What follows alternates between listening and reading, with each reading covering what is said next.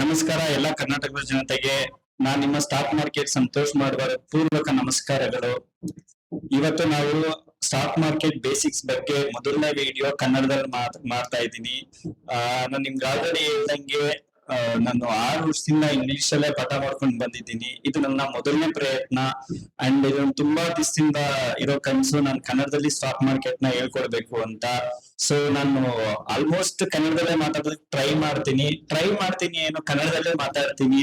And 6 ವರ್ಷದಿಂದ ನಾನು English ಅಲ್ಲಿ ಮಾತಾಡ್ಕೊಂಡ್ ಬಂದಿದ್ದೀನಲ್ವಾ, ಅದೊಂದು ಸ್ವಲ್ಪ ಇನ್ಫ್ಲೂಯೆನ್ಸ್ ಇದ್ದೇ ಇರುತ್ತೆ. ಮಧ್ಯದಲ್ಲಿ ಸ್ವಲ್ಪ ಇಂಗ್ಲಿಷ್ ಏನಾದ್ರು ಸೇರಿಸಿದ್ರೆ ದಯವಿಟ್ಟು ಅಡ್ಜಸ್ಟ್ ಮಾಡ್ಕೊಳ್ಳಿ. ಮುಂದೆ ಫುಲ್ ರಿಡ್ಯೂಸ್ ಮಾಡೋದಕ್ಕೆ ಅಂದ್ರೆ ಕಮ್ಮಿ ಮಾಡೋದಕ್ಕೆ ಟ್ರೈ ಮಾಡ್ತೀನಿ. ಸೊ ಇದು ನಿಮ್ಮ ಮೊದಲನೇ ವಿಡಿಯೋ ಆಗಿರೋದ್ರಿಂದ ನಾನು ತುಂಬಾ ಉತ್ಸುಕನಾಗಿದ್ದೀನಿ ನಿಮ್ಗೆ ಕನ್ನಡದಲ್ಲಿ ಸ್ಟಾಕ್ ಮಾರ್ಕೆಟ್ ಕಲಿಸೋದಕ್ಕೆ. ಅಂಡ್ ಅಷ್ಟೇ ಪ್ರೀತಿಯಿಂದ ನೀವು ಸಪೋರ್ಟ್ ಮಾಡ್ತೀರಾ ಅಂತ ನಂಬಿದ್ದೀನಿ. ಪ್ಲೀಸ್ ನನ್ನ ಈ ಒಂದು ಪ್ರಯತ್ನ ಸಪೋರ್ಟ್ ಮಾಡಿ, ನನ್ನ ಚಾನೆಲ್ ನ ಸಬ್ಸ್ಕ್ರೈಬ್ ಮಾಡಿ. ಮತ್ತೆ ನನ್ನ ಕಂಟೆಂಟ್ ನಿಮ್ಗೆ ಇಷ್ಟ ಆದ್ರೆ ದಯವಿಟ್ಟು ಒಂದು ಲೈಕ್ ಮಾಡಿ. ಅಂಡ್ ನಿಮ್ಗೆ ನೆಕ್ಸ್ಟ್ ನಾನು ವಿಡಿಯೋ ಅಪ್ಲೋಡ್ ಮಾಡಿದ ತಕ್ಷಣ ಬರ್ಬೇಕು ಅಂದ್ರೆ ಬೆಲ್ ಐಕಾನ್ ನ ಕ್ಲಿಕ್ ಮಾಡಿ. And will start. ನಾವು ಶುರು ಮಾಡೋಣ ಬೇಸಿಕ್ಸ್ ಆಫ್ ಸ್ಟಾಕ್ ಮಾರ್ಕೆಟ್ ಬಗ್ಗೆ. ಮೊದಲನೇದಾಗಿ ಎಲ್ಲರಿಗೂ welcome to the Infinity Traders Academy. So ಇದು ನನ್ನ channel name Infinity Traders Academy ಅಂತ. ನಿಮ್ಗೆ ಆಲ್ರೆಡಿ ನನ್ನ ಬಗ್ಗೆ ತುಂಬಾ ಹೇಳಿದೀನಿ, ಮತ್ತೆ ಹೇಳ್ಬೇಕಾಗಿರುವಂತ ಅವಶ್ಯಕತೆ ಏನಿಲ್ಲ. ಅಲ್ಲೇ ಡಿಸ್ಪ್ಲೇ ಆಗ್ತದೆ ನಾನು MBA ಇನ್ ಫೈನಾನ್ಸ್ ಮತ್ತೆ NET and research analyst NISM certified. So ನಾವು ಡೈರೆಕ್ಟ್ ಆಗಿ ಸ್ಟಾಕ್ ಮಾರ್ಕೆಟ್ ಬಗ್ಗೆ ಕಲಿಯೋದಕ್ಕೆ ಹೋಗೋಣ. To the stock market. So stock market ಅಂದ್ರೆ ಏನು, ಅದು ಹೇಗೆ ವರ್ಕ್ ಆಗುತ್ತೆ ಅಂತ ತಿಳ್ಕೊಳ್ಳೋಣ ಬನ್ನಿ. ಮೊದಲನೇದಾಗಿ ಮೀನಿಂಗ್ ಅಥವಾ ಸ್ಟಾಕ್ ಮಾರ್ಕೆಟ್ ಅಂದ್ರೆ ಏನು. ನಾನು ಇಲ್ಲೆಲ್ಲ ಇಂಗ್ಲಿಷ್ ಅಲ್ಲಿ ನೋಟ್ ಡೌನ್ ಮಾಡಿದ್ದೀನಿ. ಯಾಕೆ ಅಂತಂದ್ರೆ ನಿಮ್ಗೆ ಯಾವ್ದೇ ಬ್ರೋಕರ್ ಟರ್ಮಿನಲ್ ತಗೊಳ್ಳಿ ಅಥವಾ ಸ್ಟಾಕ್ ಎಕ್ಸ್ಚೇಂಜ್ ಟರ್ಮಿನಲ್ ತಗೊಳ್ಳಿ, ನಿಮ್ಗೆ ಎಲ್ಲ ಇಂಗ್ಲಿಷ್ ಅಲ್ಲೇ ಇರುತ್ತೆ. ಸೊ ನೀವು ಇಂಗ್ಲಿಷ್ ಅಲ್ಲಿ ಜಸ್ಟ್ ಆ ಒಂದು ಪದಗಳನ್ನ ನೋಡ್ಕೊಂಡ್ರೆ ನಿಮ್ಗೆ ಅದು ಮೆಮೊರಿ ಹೋಗ್ಬಿಡುತ್ತೆ. ಸೊ ನೆಕ್ಸ್ಟ್ ನೀವು ನೋಡಿದಾಗ ಅರ್ಥ ಆಗತ್ತೆ ಏನು ಅಂತ. ಯಾಕೆಂದ್ರೆ ನಾನು ಏನೇ ಇಂಗ್ಲಿಷ್ ಅಲ್ಲಿ ಬರ್ತಿರ್ಲಿ, ಇಲ್ಲಿ ನಾನು ಕಂಪ್ಲೀಟ್ ಆಗಿ ಕನ್ನಡದಲ್ಲೇ ಎಕ್ಸ್ಪ್ಲೈನ್ ಮಾಡ್ತೀನಿ, ನಿಮ್ಗೆ ಅರ್ಥ ಆಗುತ್ತೆ. First what is stock market ಅಥವಾ ಶೇರ್ ಮಾರ್ಕೆಟ್. ಅರ್ಥ ಏನು ಅಂದ್ರೆ stock market is A market place where people can buy and cell shares of a company. ಅಂದ್ರೆ ನೀವ್ ಹೇಗೆ ಒಂದು ಮಾರ್ಕೆಟ್ ಹೋಗಿ ಒಂದ್ ತರಕಾರಿ ತಗೊಂಡ್ ಬರ್ತೀರಾ, ಅದಕ್ಕೆ ಅಂತ ಒಂದ್ ಪ್ಲೇಸ್ ಇರುತ್ತಲ್ವಾ, ಅದನ್ನ ತರಕಾರಿ ಮಾರ್ಕೆಟ್ ಅಂತ ಕರಿತೀವಿ. ಅದೇ ನೀವು ಸ್ಟಾಕ್ ನ ಖರೀದಿ ಮಾಡ್ಬೇಕಂದ್ರೆ ಅದಕ್ಕೂ ಒಂದು ಮಾರ್ಕೆಟ್ ಇದೆ, ಅದನ್ನ ನಾವು ಸ್ಟಾಕ್ ಮಾರ್ಕೆಟ್ ಅಂತ ಕರಿತೀವಿ. ಆಮೇಲೆ it allows individual and institutionals to become partial owners of the business and trade those ownership units. ಅಂದ್ರೆ ನಿಮ್ಗೆ ಒಂದು ಕಂಪ್ನಿ ತಗೊಂಡ್ರೆ ಅದ್ರ ವ್ಯಾಲ್ಯೂಯೇಷನ್ಸ್ ಕೋಟಿಗಟ್ಲೆ ಇರುತ್ತೆ. ನೀವೊಂದು ಬಿಸ್ನೆಸ್ ಕಂಪ್ಲೀಟ್ ಆಗಿ ಖರೀದಿ ಮಾಡಕ್ ಆಗಲ್ಲ. ಯಾಕೆಂದ್ರೆ people like you and me ಅಂದ್ರೆ ಸಾಮಾನ್ಯ ಜನರ ಹತ್ರ ಅಷ್ಟೊಂದು ದುಡ್ಡು ಇರೋದಿಲ್ಲ. ಸೊ ಅವ್ರು ಏನ್ ಮಾಡ್ತಾರೆ ಅಂದ್ರೆ ಅವ್ರು ಟೋಟಲ್ ಕಂಪನಿನ ವ್ಯಾಲ್ಯೂಯೇಷನ್ ಮಾಡಿ ಅದ್ರಲ್ಲಿ ಡಿವೈಡ್ ಮಾಡ್ತಾರೆ ನಂಬರ್ ಆಫ್ ಶೇರ್ಸ್ ಆಗಿ. ಒಂದ್ ಶೇರ್ಗೆ ಇಷ್ಟು ಬೆಲೆ ಅಂತ. ಸೊ ಆ ಒಂದು ಶೇರು 10 ರೂಪಾಯಿಂದನೂ ಸ್ಟಾರ್ಟ್ ಆಗುತ್ತೆ, 1 ರೂಪಾಯಿಂದನೂ ಸ್ಟಾರ್ಟ್ ಆಗುತ್ತೆ, 100 ರೂಪಾಯಿಂದನೂ ಸ್ಟಾರ್ಟ್ ಆಗುತ್ತೆ, 1000 ರೂಪಾಯಿಂದನೂ ಸ್ಟಾರ್ಟ್ ಆಗುತ್ತೆ. ನೀವು 100 ರೂಪಾಯಿ ಕೊಟ್ಟು ಒಂದ್ ಶೇರ್ ಖರೀದಿ ಮಾಡಿದ್ರು ನೀವು ಅದಕ್ಕೆ ಪಾರ್ಟ್ ಆಫ್ ದ ಓನರೇ. ಓಕೆನಾ? ಅಥವಾ ನೀವು 10 ಲಕ್ಷ ಕೊಟ್ಟು ಅದಕ್ಕೆ ಎಷ್ಟು ಶೇರ್ಸ್ ಬರುತ್ತೋ, ಸೇ for example 10 lakh divided by 100 ರೂಪಾಯಿ ಅಂತಂದ್ರೆ ನಿಮ್ಗೆ 10,000 ಶೇರ್ಸ್ ಬರುತ್ತೆ. ಸೊ 10,000 ಶೇರ್ಸ್ ತಗೊಂಡ್ರು ನೀವು ಓನರೇ, 1 ಶೇರ್ಸ್ ತಗೊಂಡ್ರು ನೀವು ಓನರೇ. ಅದನ್ನ ಬೇಕಾದ್ರೆ ನೀವು ಲೇಟರ್ ನಿಮ್ ಬೆಲೆ ಏನಾದ್ರು ಜಾಸ್ತಿ ಆದಾಗ, ನೀವು ತಗೊಂಡಿರೋ ಶೇರ್ ಬೆಲೆ ಜಾಸ್ತಿ ಆದಾಗ ನೀವು ಸೆಲ್ ಮಾಡಬಹುದು. ಓಕೆನಾ? ಅದೇ ಸ್ಟಾಕ್ ಮಾರ್ಕೆಟ್. ಸ್ಟಾಕ್ ಮಾರ್ಕೆಟ್ ಅಂದ್ರೆ ಸಿಂಪಲ್, ಹೇಗೆ ನಾವು Yeshwanthpur market, city market, electronic city market ಇದೆಯೋ ಅದೇ ತರ ಇದೊಂದು ಮಾರ್ಕೆಟ್. ಅಲ್ಲಿ ನಿಮ್ಗೆ ತರಕಾರಿ ಹಣ್ಣು ಸಿಗುತ್ತೆ, ಇಲ್ಲಿ ನಿಮ್ಗೆ ಶೇರ್ ಸಿಗುತ್ತೆ. ಸೊ ಇದೊಂದು ಸಿಂಪಲ್ ಆಗಿ ಅರ್ಥ ಮಾಡಿಸ್ತೀನಿ ಅಷ್ಟೇ. ಇನ್ನ ಮುಂದೆ ಮುಂದೆ ನೀಟಾಗಿ ಅರ್ಥ ಆಗತ್ತೆ ನಿಮ್ಗೆ. Next, how companies raise money. ಅಂದ್ರೆ ಕಂಪನಿ ತನ್ನ day to day business activities ಆಗಿರ್ಬೋದು, ಅಥವಾ ಅದೇನಾದ್ರೂ ಒಂದು ಎಕ್ಸ್ಪಾನ್ಷನ್ ಪ್ಲಾನ್ ಮಾಡಿರುತ್ತೆ. ನಾವು ಇದನ್ನ ಲೆಟ್ಸ್ ಇವಾಗ ನಿಮ್ಗೆ ಒಂದು ಕಂಪನಿ ಬೆಂಗಳೂರಲ್ಲಿ ಇದೆ ಅಂತ ಅನ್ಕೊಳ್ಳಿ, ಅದನ್ನ ಬೇರೆ ಡಿಸ್ಟ್ರಿಕ್ಟ್ ಅವರು ಎಕ್ಸ್ಪ್ಯಾಂಡ್ ಮಾಡ್ಬೇಕು. ಅದಕ್ಕೆ ಏನ್ ಬೇಕು? ಮೂಲಭೂತವಾಗಿ ಅವ್ರಿಗೆ ದುಡ್ಡು ಬೇಕು. ಸೊ ದುಡ್ಡು ಅವರು ಬ್ಯಾಂಕ್ ಇಂದ ತಗೊಳ್ಬಹುದು ಒಂದು, ಅಥವಾ ಅವ್ರು ತಮ್ಮ ಶೇರ್ಸ್ ನ ಮಾರ್ಬಿಟ್ಟು ತಗೊಳ್ಬಹುದು. ಸೊ ಅದೇ first selling shares or equity financing ಅಂತ ಕರಿತೀವಿ. ನಿಮ್ಗೆ ಓದಿ ಹೇಳ್ತೀನಿ. A company sells ownership in the form of shares. Investor buy these shares and become a part of the owner. This usually happens through an IPO. IPO ಅಂದ್ರೆ initial public offerings when a company first enters the stock market. ಅಂದ್ರೆ ಅದಕ್ಕೆ ಸಾಲ ಮಾಡಕ್ ಇಷ್ಟ ಇಲ್ಲ, ಯಾಕಂದ್ರೆ ಸಾಲ ಮಾಡಿದ್ರೆ ಬ್ಯಾಂಕ್ ಅಲ್ಲಿ ಬಡ್ಡಿ ಕಟ್ಟಬೇಕು. ಬಟ್ ಅವ್ರಿಗೆ ಅಟ್ ದ ಮೂಮೆಂಟ್ ಅವ್ರಿಗೆ ಬಡ್ಡಿ ಕಟ್ಟಕ್ ಆಗ್ತಾ ಇರೋದಿಲ್ಲ. ಸೊ ಅವ್ರ ಏನ್ ಮಾಡ್ತಾರೆ, ಅವ್ರ ಕಂಪನಿ ಶೇರ್ಸ್ ನ ಮಾರ್ಬಿಟ್ಟು ಆ ದುಡ್ಡನ್ನ ತಗೊಂಡು ಅದು ಎಕ್ಸ್ಪ್ಯಾಂಡ್ ಮಾಡ್ತಾರೆ. ಯಾರು ಪರ್ಚೇಸ್ ಮಾಡ್ತಾರೋ ಮುಂದೆ ಬೆಳೆದಾಗ ಅವ್ರಿಗೆ ಅದ್ರ ಬೆನಿಫಿಟ್ ಬರುತ್ತೆ. ಸರಿನಾ? ಅದು ಒಂದು ವಿಧ. ಮುಂಚೆ ಎಲ್ಲ ನಮ್ಗೆ ಏನಿತ್ತು ಅಂದ್ರೆ ಫಿಸಿಕಲ್ ಶೇರ್ಸ್ ಇತ್ತು. ಫಿಸಿಕಲ್ ಶೇರ್ಸ್ ಅಂದ್ರೆ ಒಂದು ಪೇಪರ್ ಅಲ್ಲಿ ಆ ಕಂಪನಿ ಹೆಸರು ಮತ್ತೆ ಏನ್ ಶೇರ್ಸ್, ಎಷ್ಟು ಶೇರ್ಸ್ ತಗೊಂಡಿದೀವಿ, ಅದ್ರ ಪ್ರೈಸ್ ಏನು ಅಂತೆಲ್ಲ ಇರ್ತಿತ್ತು. ನಿಮ್ಗೊಂದು ಎಕ್ಸಾಂಪಲ್ ತೋರಿಸ್ತೀನಿ ನೋಡಿ, ರಿಲಯನ್ಸ್ ಒಂದ್ ನಿಮಿಷ. ಇದು ರಿಲಯನ್ಸ್ ಶೇರ್ಸ್ ಅಲ್ಲಿ ಬರ್ದಿದ್ದಾರೆ ನೋಡಿ. Equity shares each of ₹10, amount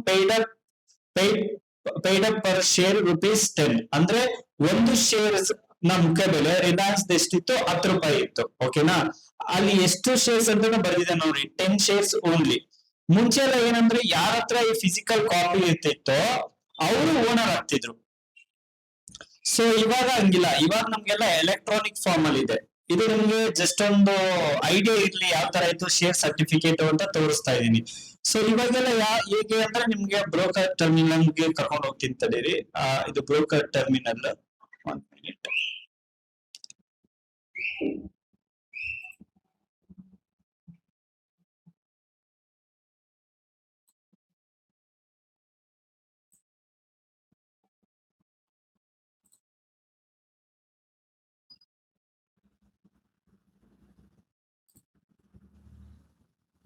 S. So ಇಲ್ಲಿ ನೋಡಿ, ಇಲ್ಲಿ ರಿಲಯನ್ಸ್ ಶೇರ್ ಇದೆ. ಆ ರಿಲಯನ್ಸ್ ಶೇರ್ ನ ಬೆಲೆ ಎಷ್ಟಿದೆ, ₹1356 ಇದೆ. ಅವರು ಲಾಂಚ್ ಮಾಡಿದ ಯಾವಾಗ ಅಂದ್ರೆ 1994 ಅಲ್ಲೇ ಲಾಂಚ್ ಮಾಡಿದ್ರು ಅವ್ರದ್ದು IPO ನ. ಸೊ ಇವಾಗ ಅದ್ರ ಬೆಲೆ ₹1356 ಇದೆ. ಇವಾಗ ಫಿಸಿಕಲ್ ಶೇರ್ ಇಲ್ಲ, ಇವಾಗ ಏನಿದೆ ಎಲೆಕ್ಟ್ರಾನಿಕ್ ಫಾರ್ಮ್. ನೀವು ಇಲ್ಲಿ ಬೈ ಅಂತ ಕ್ಲಿಕ್ ಮಾಡಿ, ನೀವು ಇಲ್ಲಿ ಬೈ ಮಾಡಿದ್ರೆ ಎಷ್ಟು ಶೇರ್ಸ್ ಬೇಕಂತ ಹಾಕಿ ಬೈ ಮಾಡಿದ್ರೆ ಸೊ ಇಮಿಡಿಯೇಟ್ ಆಗಿ ನಿಮ್ ಡಿಮ್ಯಾಟ್ ಅಕೌಂಟ್ ಗೆ ಬಂದ್ಬಿಡುತ್ತೆ. ಸೊ ಇದೆಲ್ಲ ಎಲೆಕ್ಟ್ರಾನಿಕ್ ಫಾರ್ಮ್. ಮುಂಚೆ ನಮ್ಗೆ ಫಿಸಿಕಲ್ ಫಾರ್ಮ್ ಅಲ್ಲಿ ಇರ್ತಿತ್ತು.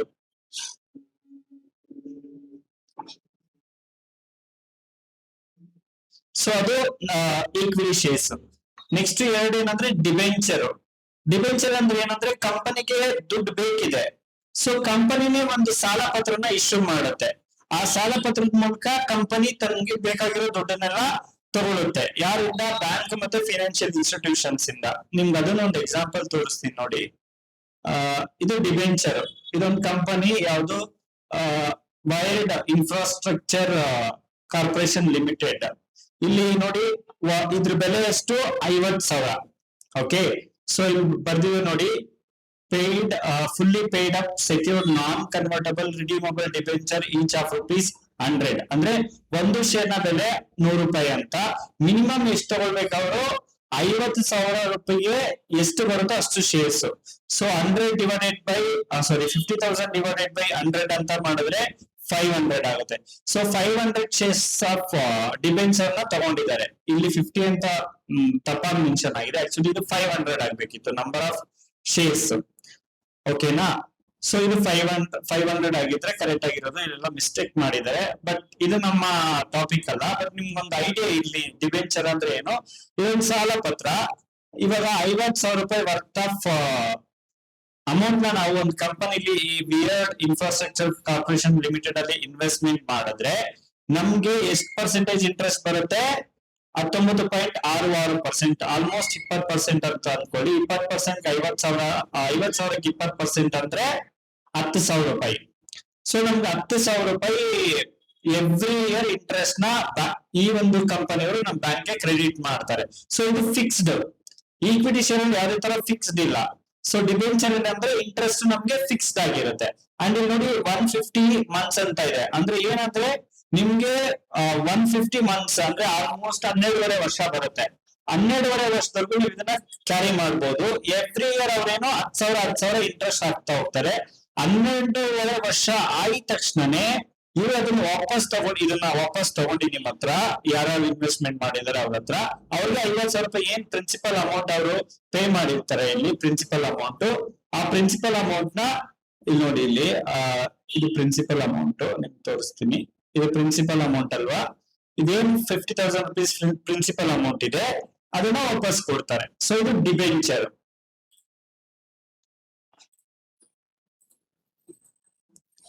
ಓಕೆ, ಸೊ ನೆಕ್ಸ್ಟ್ ಏನಂತಂದ್ರೆ ನಮ್ಗೆ ಇಶ್ಯೂಯಿಂಗ್ ಬಾಂಡ್ಸ್. ಸೊ ಡಿಬೆಂಚರ್ಗೆ ಓನ್ಲಿ ಬ್ಯಾಂಕ್ಸ್ ಮತ್ತೆ ಫಿನಾನ್ಷಿಯಲ್ ಇನ್ಸ್ಟಿಟ್ಯೂಷನ್ಸ್ ಮಾತ್ರ ಇನ್ವೆಸ್ಟ್ಮೆಂಟ್ ಮಾಡಬಹುದು.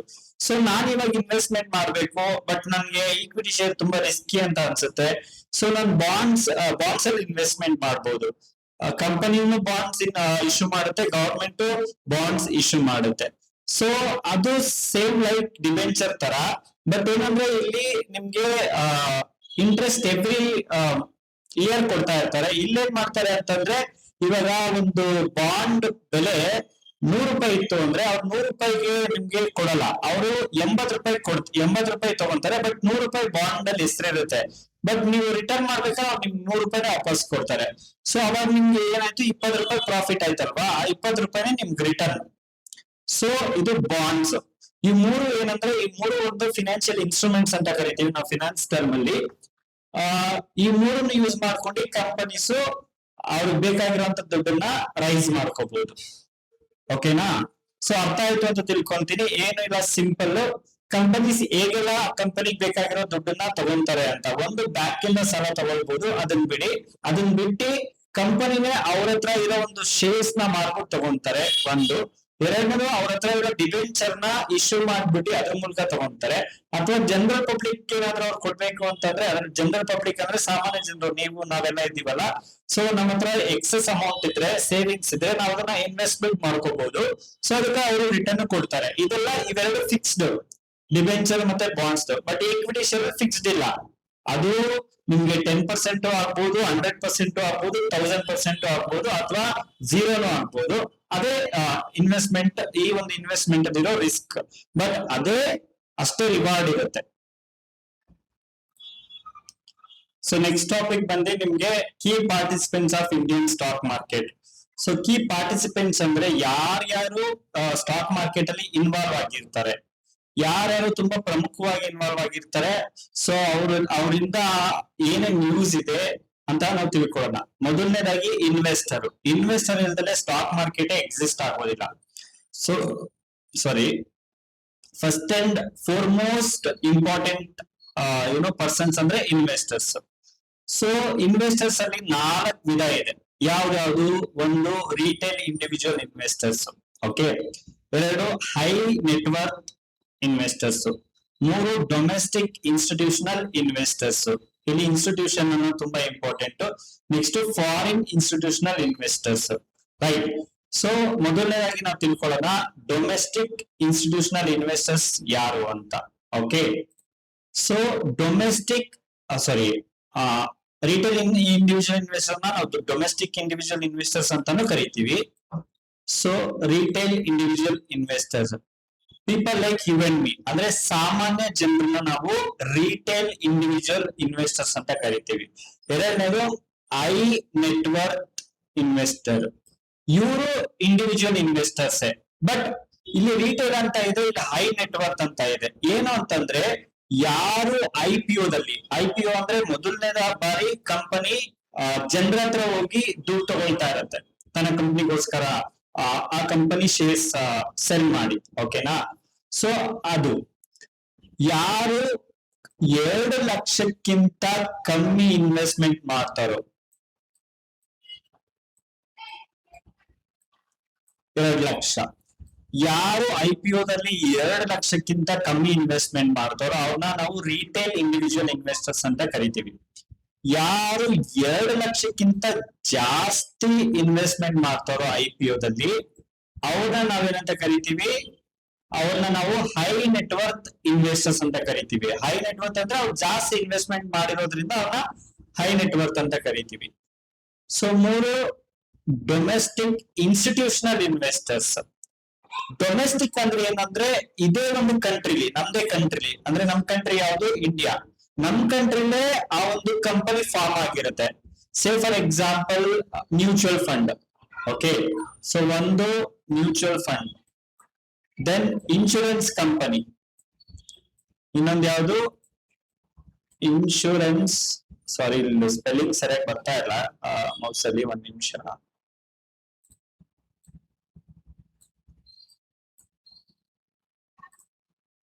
ಮ್ಯೂಚುವಲ್ ಫಂಡ್ ಆಯ್ತಾ. ನೆಕ್ಸ್ಟ್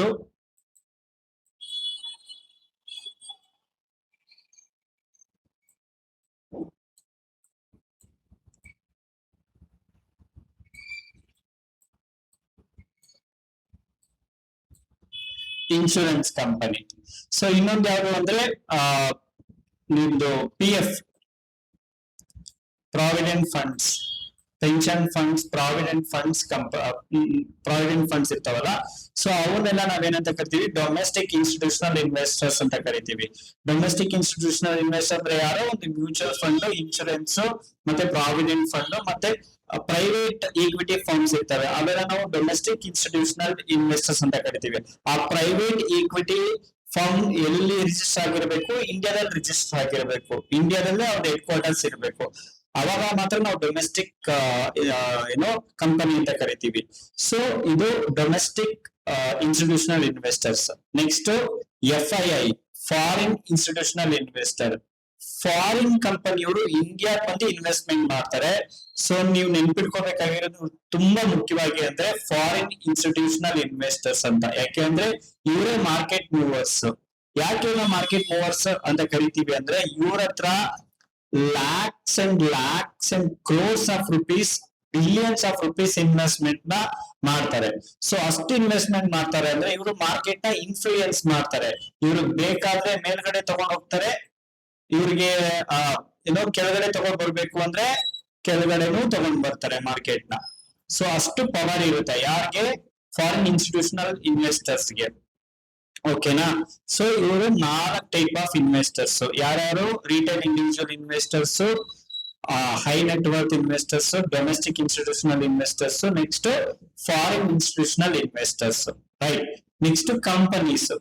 ಕಂಪನೀಸ್ ಅಂದ್ರೆ ಯಾರು ತಮ್ಗೆ ದುಡ್ಡು ಬೇಕು ಅಂತ ಸ್ಟಾಕ್ ಮಾರ್ಕೆಟ್ ಬರ್ತಾರೋ, ಯಾವ್ದೇ ಕಂಪನಿ ಆಗಿರ್ಲಿ, ಅವರೆಲ್ಲ ನಾವೇನಂತ ಕರಿತೀವಿ? ಇಶ್ಯೂವರ್ಸ್ ಅಂತ ಕರಿತೀವಿ. ಇಶ್ಯೂವರ್ಸ್ ಆಫ್ ವಾಟ್ ಅಂದ್ರೆ ಏನ್ ಇಶ್ಯೂ ಮಾಡ್ತಾರೆ ಅಂತ. ಅವರು ಶೇರ್ಸ್ ನ ಇಶ್ಯೂ ಮಾಡ್ತಾರೆ. ಇಲ್ಲಿ ಎಕ್ಸಾಂಪಲ್ ಕೊಟ್ಟಿದ್ದೀನಿ, Tata Motors, Reliance Industries, SBI bank. Total 5,000 plus. ಎಷ್ಟು ಟೋಟಲ್? ನಮ್ಗೆ ಒಂದ್ ನಿಮಿಷ. ಟೋಟಲ್ ನಮ್ಗೆ 5,000 ಪ್ಲಸ್ ಕಂಪನೀಸ್ ಇಂಡಿಯಾದಲ್ಲಿ ರಿಜಿಸ್ಟರ್ ಆಗಿದೆ ಸ್ಟಾಕ್ ಮಾರ್ಕೆಟ್ ಅಲ್ಲಿ. 1, 2, 3 ಪ್ಲಸ್. ಪ್ಲಸ್ ಯಾಕೆ ಅಂದ್ರೆ ಪ್ಲಸ್ ಅಂಡ್ ಮೈನಸ್ ಆಗ್ತಾ ಇರತ್ತೆ, ಮತ್ತೆ ರಿಮೂವ್ ಆಗ್ತಾ ಇರತ್ತೆ.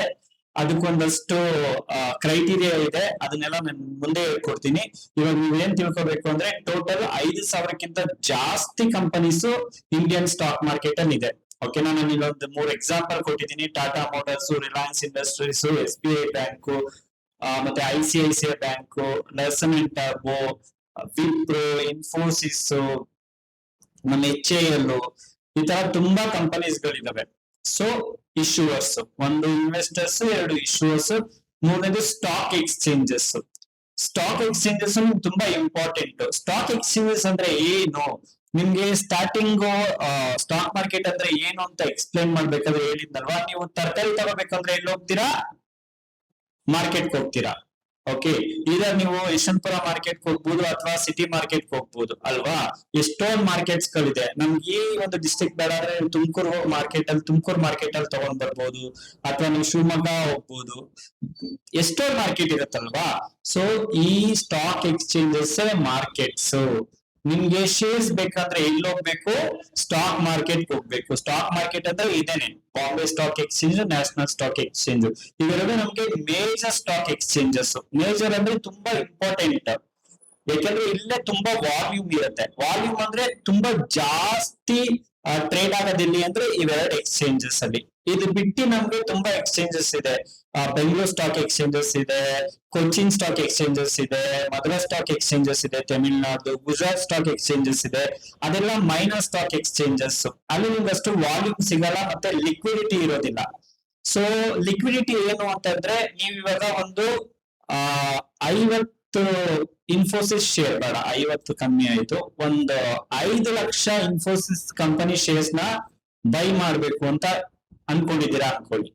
ನೀವು ಇವೆರಡು ಸ್ಟಾಕ್ ಎಕ್ಸ್ಚೇಂಜಸ್ ಬಿಟ್ಟು ನೀವು ಬೆಂಗಳೂರು ಸ್ಟಾಕ್ ಎಕ್ಸ್ಚೇಂಜಸ್ ಹೋದ್ರೆ ನಿಮ್ಗೆ 5 ಲಕ್ಷ 5 ಲಕ್ಷ ಶೇರ್ಸ್ ನ ಸೆಲ್ ಮಾಡೋ ಅಂತ ಯಾವುದೇ ವ್ಯಕ್ತಿಗಳು ಸಿಗೋದಿಲ್ಲ, ಅಲ್ಲಿ ತುಂಬಾ ಕಷ್ಟ. ಸೊ ಬಟ್ ನೀವು ಇಲ್ಲೋದ್ರೆ ನಿಮ್ಗೆ ಈಸಿಯಾಗಿ ಸಿಕ್ಬಿಡ್ತಾರೆ. ಇಲ್ಲಿ ಲಿಕ್ವಿಡಿಟಿ ಜಾಸ್ತಿ ಇರುತ್ತೆ, ವಾಲ್ಯೂಮ್ ಜಾಸ್ತಿ ಇರುತ್ತೆ. ನಿಮ್ಗೆ ಒಂದ್ ನಿಮಿಷ ತೋರಿಸ್ತೀನಿ ಅದು ಹೇಗಿರುತ್ತೆ ಅಂತ.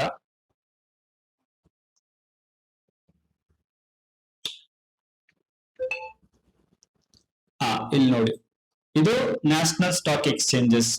ಸಾರಿ, ಒಂದ್ ನಿಮಿಷ ಇದಲ್ಲಿಸ್ಬಿಡ್ತೀನಿ.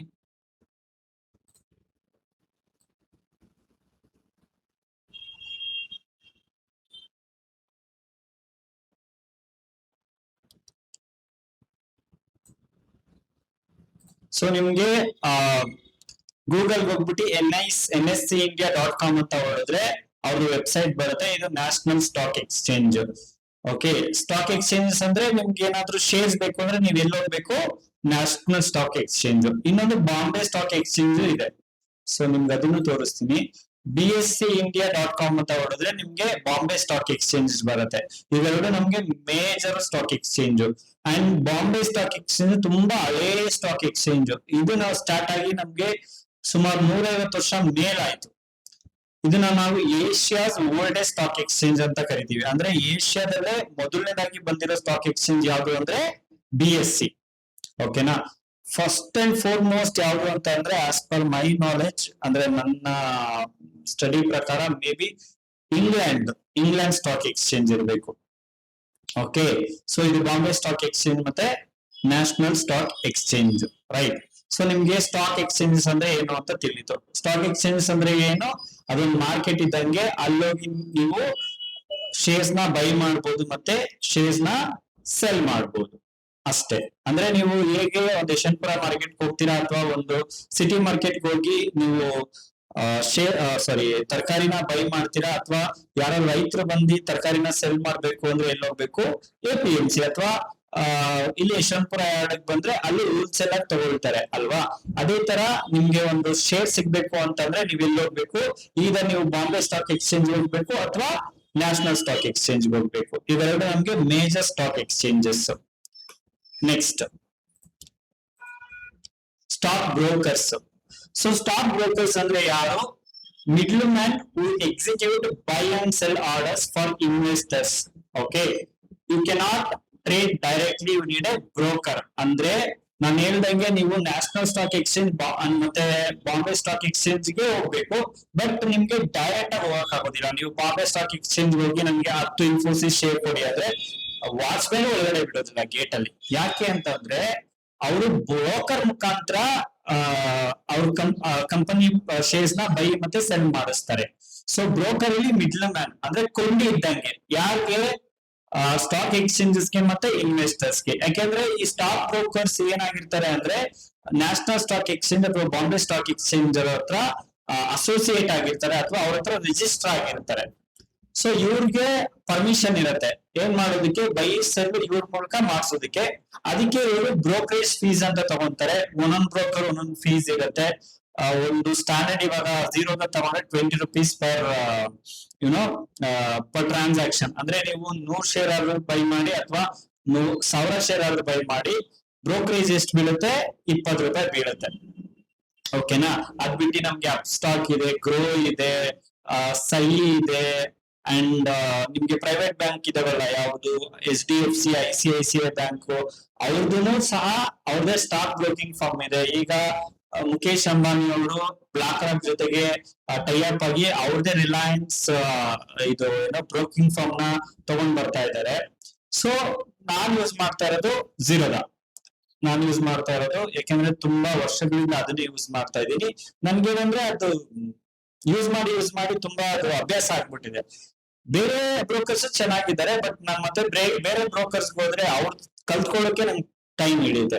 ಸೊ ನೀವು ರಿಸರ್ಚ್ ಮಾಡಿ ನಿಮ್ಗೆ ಯಾವ್ದು ಇಷ್ಟ ಆಗುತ್ತೋ ಆ ಬ್ರೋಕರ್ ನೇ ಸೆಲೆಕ್ಟ್ ಮಾಡ್ಕೋಬಹುದು, ಅಥವಾ ಝೀರೋದ ಬ್ರೋಕರ್ ನೇ ಸೆಲೆಕ್ಟ್ ಮಾಡ್ಕೋಬಹುದು. ಸೊ ಸ್ಟಾಕ್ ಬ್ರೋಕರ್ ಅಂದ್ರೆ ಏನು, ಅವರು ನಾವು ಇವಾಗ ರಿಲಯನ್ಸ್ ಕಂಪನಿ, ಇವಾಗ ನಿಮ್ಗೆ ಪ್ರಾಕ್ಟಿಕಲ್ ಆಗಿ ತೋರಿಸ್ತೀನಿ ಒಂದ್ ನಿಮಿಷ. ಸೊ ಇದು ನಂದು ಏನೋ ಟ್ರೇಡಿಂಗ್ ಟರ್ಮಿನಲ್, ಯಾರು ಝೀರೋದಾ, ಇಲ್ಲಿ ಕೈಟ್ ಝೀರೋದಾ ಅಂತ ಇದೆ ನೋಡಿ. ಸೊ ನಾನು ಇವಾಗ ಇಲ್ಲಿ ರಿಲಯನ್ಸ್ ಕಂಪನಿ ಶೇರ್ಸ್ ಬೈ ಮಾಡ್ಕೋಬೇಕು ಅಂತ ಅನ್ಕೊಳ್ಳಿ, ನಾನು ಇಲ್ಲೋಗಿ ಬೈ ಮಾಡ್ತೀನಿ. ಅಥವಾ ನೀವು ಇಲ್ಲೋಗಿ ಯಾವ ಕಂಪನಿ ಹೆಸರು ಹೇಳ್ತೀರಾ, ಇವಾಗ ಇನ್ಫೋಸಿಸ್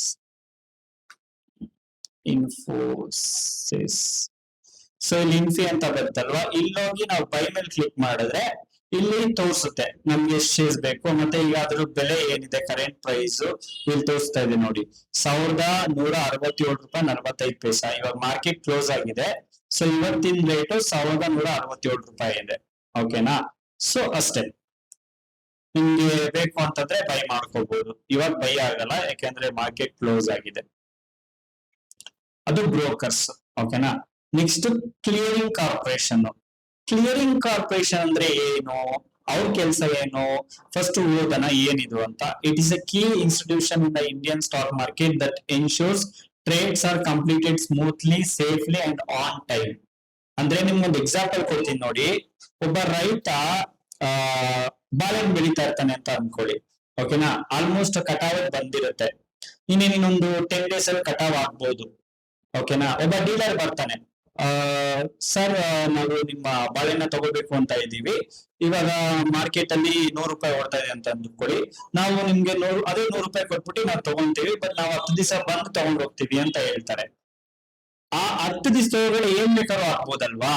ಆ 10 ದಿವಸ ಒಳಗಡೆ ಏನಾಗುತ್ತೆ ಅಂದ್ರೆ, ಫಸ್ಟ್ ₹100 ಇದ್ದಿದ್ ಬಾಳೆಹಣ್ಣು, ಫಾರ್ ಎಕ್ಸಾಂಪಲ್ ಈಗ ₹100 ಇತ್ತು ಅಂತ ಅನ್ಕೊಳ್ಳಿ ಪರ್ ಕೆಜಿ ಏನು ಬಾಳೆಹಣ್ಣು. ಓಕೆನಾ? ₹100 ಇದ್ದಿದ್ದು ಸಡನ್ ಆಗಿ ಕಮ್ಮಿ ಆಗ್ಬಿಡುತ್ತೆ, ಯಾಕೆ ಅಂದ್ರೆ ಸಪ್ಲೈ ಜಾಸ್ತಿ ಆಗ್ಬಿಡುತ್ತೆ. ಸೊ ₹80 ಆಗ್ಬಿಡುತ್ತೆ. ಅವಾಗ ಡೀಲರ್ ಏನು ದಡ್ಡನಾ? ₹80 ಮಾರ್ಕೆಟ್ ಅಲ್ಲಿ ಇವಾಗ ₹100 ಕೊಟ್ಬಿಟ್ಟು ತಗೊಳ್ಳೋದಕ್ಕೆ ಅವನೇನ್ ಮಾಡ್ತಾನೆ, ಡೀಲ್ ನ ಕ್ಯಾನ್ಸಲ್ ಮಾಡ್ತಾನೆ. ಕ್ಯಾನ್ಸಲ್ ಮಾಡಿ ಹೋಗಿ ಏನ್ ಮಾಡ್ತಾನೆ ಅಂದ್ರೆ ಮಾರ್ಕೆಟ್ ಅಲ್ಲಿ ತಗೊಂತಾನೆ. ಅವನು ಚೆಕ್ ಮಾಡ್ತಾನೆ, ಇಫ್ ಇನ್ ಕೇಸ್ ಇನ್ನು ಅಡ್ವಾನ್ಸ್ ಏನಾದ್ರು ಕೊಟ್ಟಿದ್ರೆ ಅವ್ನು ಇವಾಗ ಎಷ್ಟು ಟನ್ ತಗೋಬೇಕು ಅಂತ ಇದ್ದಾನೆ, 1 kg ₹20 ಜಾಸ್ತಿ ಆದ್ರೆ ಅಷ್ಟು ಟನ್ಗೆ ಎಷ್ಟಾಗುತ್ತೆ ಅಂತ ಕ್ಯಾಲ್ಕುಲೇಷನ್ ಮಾಡ್ತಾನೆ. ಇವಾಗ ಲೆಟ್ಸ್ ಸೇ ₹10,000 ಅಡ್ವಾನ್ಸ್ ಕೊಟ್ಟಿದ್ದಾರೆ ಅಂತ ಅನ್ಕೊಳ್ಳಿ, 1 kg ಗೆ ₹20 ಅಂತ ಅನ್ಕೊಳ್ಳಿ. ಅವ್ನು 1 ಟನ್ ತಗೊಂತೀನಿ ಅಂದ್ರು ಅದು ಎಷ್ಟಾಗುತ್ತೆ ಅಂದ್ರೆ 1 ಟನ್ ತಗೊಂತೀನಿ ಅಂದ್ರು 1000 ಅಲ್ವಾ? ಸೊ 1000 × 20 ಎಷ್ಟಾಗುತ್ತೆ? 20,000 ಆಗುತ್ತೆ. ಅವನೇನ್ ಮಾಡ್ತಾನೆ, ಡೀಲರ್ ಕ್ಯಾನ್ಸಲ್ ಮಾಡ್ತಾನೆ. ₹10,000 ನೀನೇ ಇಟ್ಕೊಳಪ್ಪ, ನನಗ್ ಬೇಡ, ನಾನೇನ್ ಮಾಡ್ತೀನಿ, ನಾನು ಮಾರ್ಕೆಟ್ ಹೋಗಿ ₹80 ತಗೊಂತೀನಿ, ನನ್ಗೆ ಇನ್ನ ₹10,000 ಉಳಿಯುತ್ತೆ ಅಂತ ಹೇಳ್ತಾನೆ. ಬಟ್ ಇಲ್ಲಿ ಸ್ಟಾಕ್ ಮಾರ್ಕೆಟ್ ಅಲ್ಲಿ ಆತರ ಮಾಡೋಂಗಿಲ್ಲ. ಇವೆರಡು ಕಾರ್ಪೊರೇಷನ್ ಇದೆಯಲ್ಲ, ಒಂದು NSCCL ಅಂದ್ರೆ national securities clearing corporation limited, ಇದು NSE ಅವ್ರದ್ದು. ಮತ್ತೆ ಇಂಡಿಯನ್ ಕ್ಲಿಯರಿಂಗ್ ಕಾರ್ಪೊರೇಷನ್ ಲಿಮಿಟೆಡ್, ಇದು BSE ಅವ್ರದ್ದು. ಇವ್ರದ್ದು ಪ್ರಮುಖ ಕೆಲಸ ಏನು ಅಂತ ಅಂದ್ರೆ, ಇವತ್ತು ನಾನು ಒಂದು ಶೇರ್ಸ್ ನ ಬೈ ಮಾಡ್ತಾ ಇದ್ದೀನಿ, ಲೆಟ್ಸ್ ಸೇ ₹100 ಬೈ ಮಾಡ್ತಾ ಇದ್ದೀನಿ ಅಂತ ಅನ್ಕೊಳ್ಳಿ. ಓಕೆನಾ? ಇವತ್ತು ಎಷ್ಟಕ್ಕೆ ₹100, ಎಷ್ಟು ಶೇರ್ಸ್ ನ, ಒಂದು 10 ಶೇರ್ಸ್ ನ ಬೈ ಮಾಡ್ತಾ ಇದ್ದೀನಿ ಅಂತ ಅನ್ಕೊಳ್ಳಿ. ಇದು ಯಾವ್ದೋ ಒಂದು ಕಂಪನಿ ಅಂದ್ರೆ ಒಂದು ಕಂಪನಿ A ಅಂತ ಅನ್ಕೊಳ್ಳಿ. ಓಕೆ, ಸೊ ಯಾರೊಬ್ಬ ಸೆಲ್ ಮಾಡೋನೊಬ್ಬ ಇರ್ತಾನಲ್ವಾ, ಅವನು ನಿಮ್ಗೆ ₹100 ಸೆಲ್ ಮಾಡ್ತಾನೆ ಅಂತ ಅನ್ಕೊಳ್ಳಿ. ಸೊ ಇವಾಗ ಸಡನ್ ಆಗಿ ಈ ಪ್ರೈಸ್ ಸ್ಪೈಕ್ ಆಗಕ್ಕೆ ಸ್ಟಾರ್ಟ್ ಆಗ್ಬಿಡುತ್ತೆ. ಏನೋ ಒಂದು ಗುಡ್ ನ್ಯೂಸ್ ಬರುತ್ತೆ ಈ ಕಂಪನಿ ಬಗ್ಗೆ, ಈ ಕಂಪನಿ ಒಳ್ಳೆ ರಿಸಲ್ಟ್ ಬಂದಿರ್ಬೋದು, ಪ್ರಾಫಿಟ್ ಚೆನ್ನಾಗಿರ್ಬೋದು, ಅಥವಾ ಅವ್ರು ಯಾವ್ದಾದ್ರು ಒಂದು ಡೀಲ್ ನ ಅವ್ರು ತಗೊಂಡಿರ್ಬೋದು. ಆ ಡೀಲ್ ಇಂದ ಅವರಿಗೆ ₹1,00,00,000 ಪ್ರಾಫಿಟ್ ಆಗೋ ಚಾನ್ಸಸ್ ಇರ್ಬೋದು ಫ್ಯೂಚರ್ ಅಲ್ಲಿ. ಅವಾಗ ಏನಾಗುತ್ತೆ ಅಂದ್ರೆ ಈ ₹100ಗೆ ಇನ್ನೊಂದು ₹10 ಆಡ್ ಆಗಿ ₹110 ಆಗ್ಬಿಡುತ್ತೆ. ಸೊ ₹110 ಆದಾಗ ಆ ಒಬ್ಬ ಸೆಲ್ ಮಾಡಿರ್ತಾನಲ್ವಾ, ಅವ್ನು ಇಲ್ಲ ನನ್ ವಾಪಸ್ ಕೊಡಿ, ಯಾಕಂದ್ರೆ ಇವಾಗ ₹110 ಆಗ್ತಾ ಇದೆ, ನಾನು ₹100 ಮಾಡಲ್ಲ ಅಂತ ಹೇಳಕ್ ಆಗಲ್ಲ. ಇವ್ರ ಕೆಲ್ಸ ಏನು ಅಂತಂದ್ರೆ, ಒನ್ಸ್ ನೀವು ಆರ್ಡರ್ನ ಟ್ರಿಗರ್ ಮಾಡಿದ್ರೆ ಈ ₹100 ಪ್ರೈಸ್ಗೆ 10 ಶೇರ್ಸ್, ಅಷ್ಟು ಶೇರ್ಸ್ ಆಲ್ರೆಡಿ ಅವನ ಅಕೌಂಟ್ ಅಲ್ಲಿ ಕ್ರೆಡಿಟ್ ಆಗಿರುತ್ತೆ. ನಿಮ್ಗೆ ಒಂದ್ ದಿವಸ ಬಿಟ್ಕೊಂಡ್ ಬರುತ್ತೆ.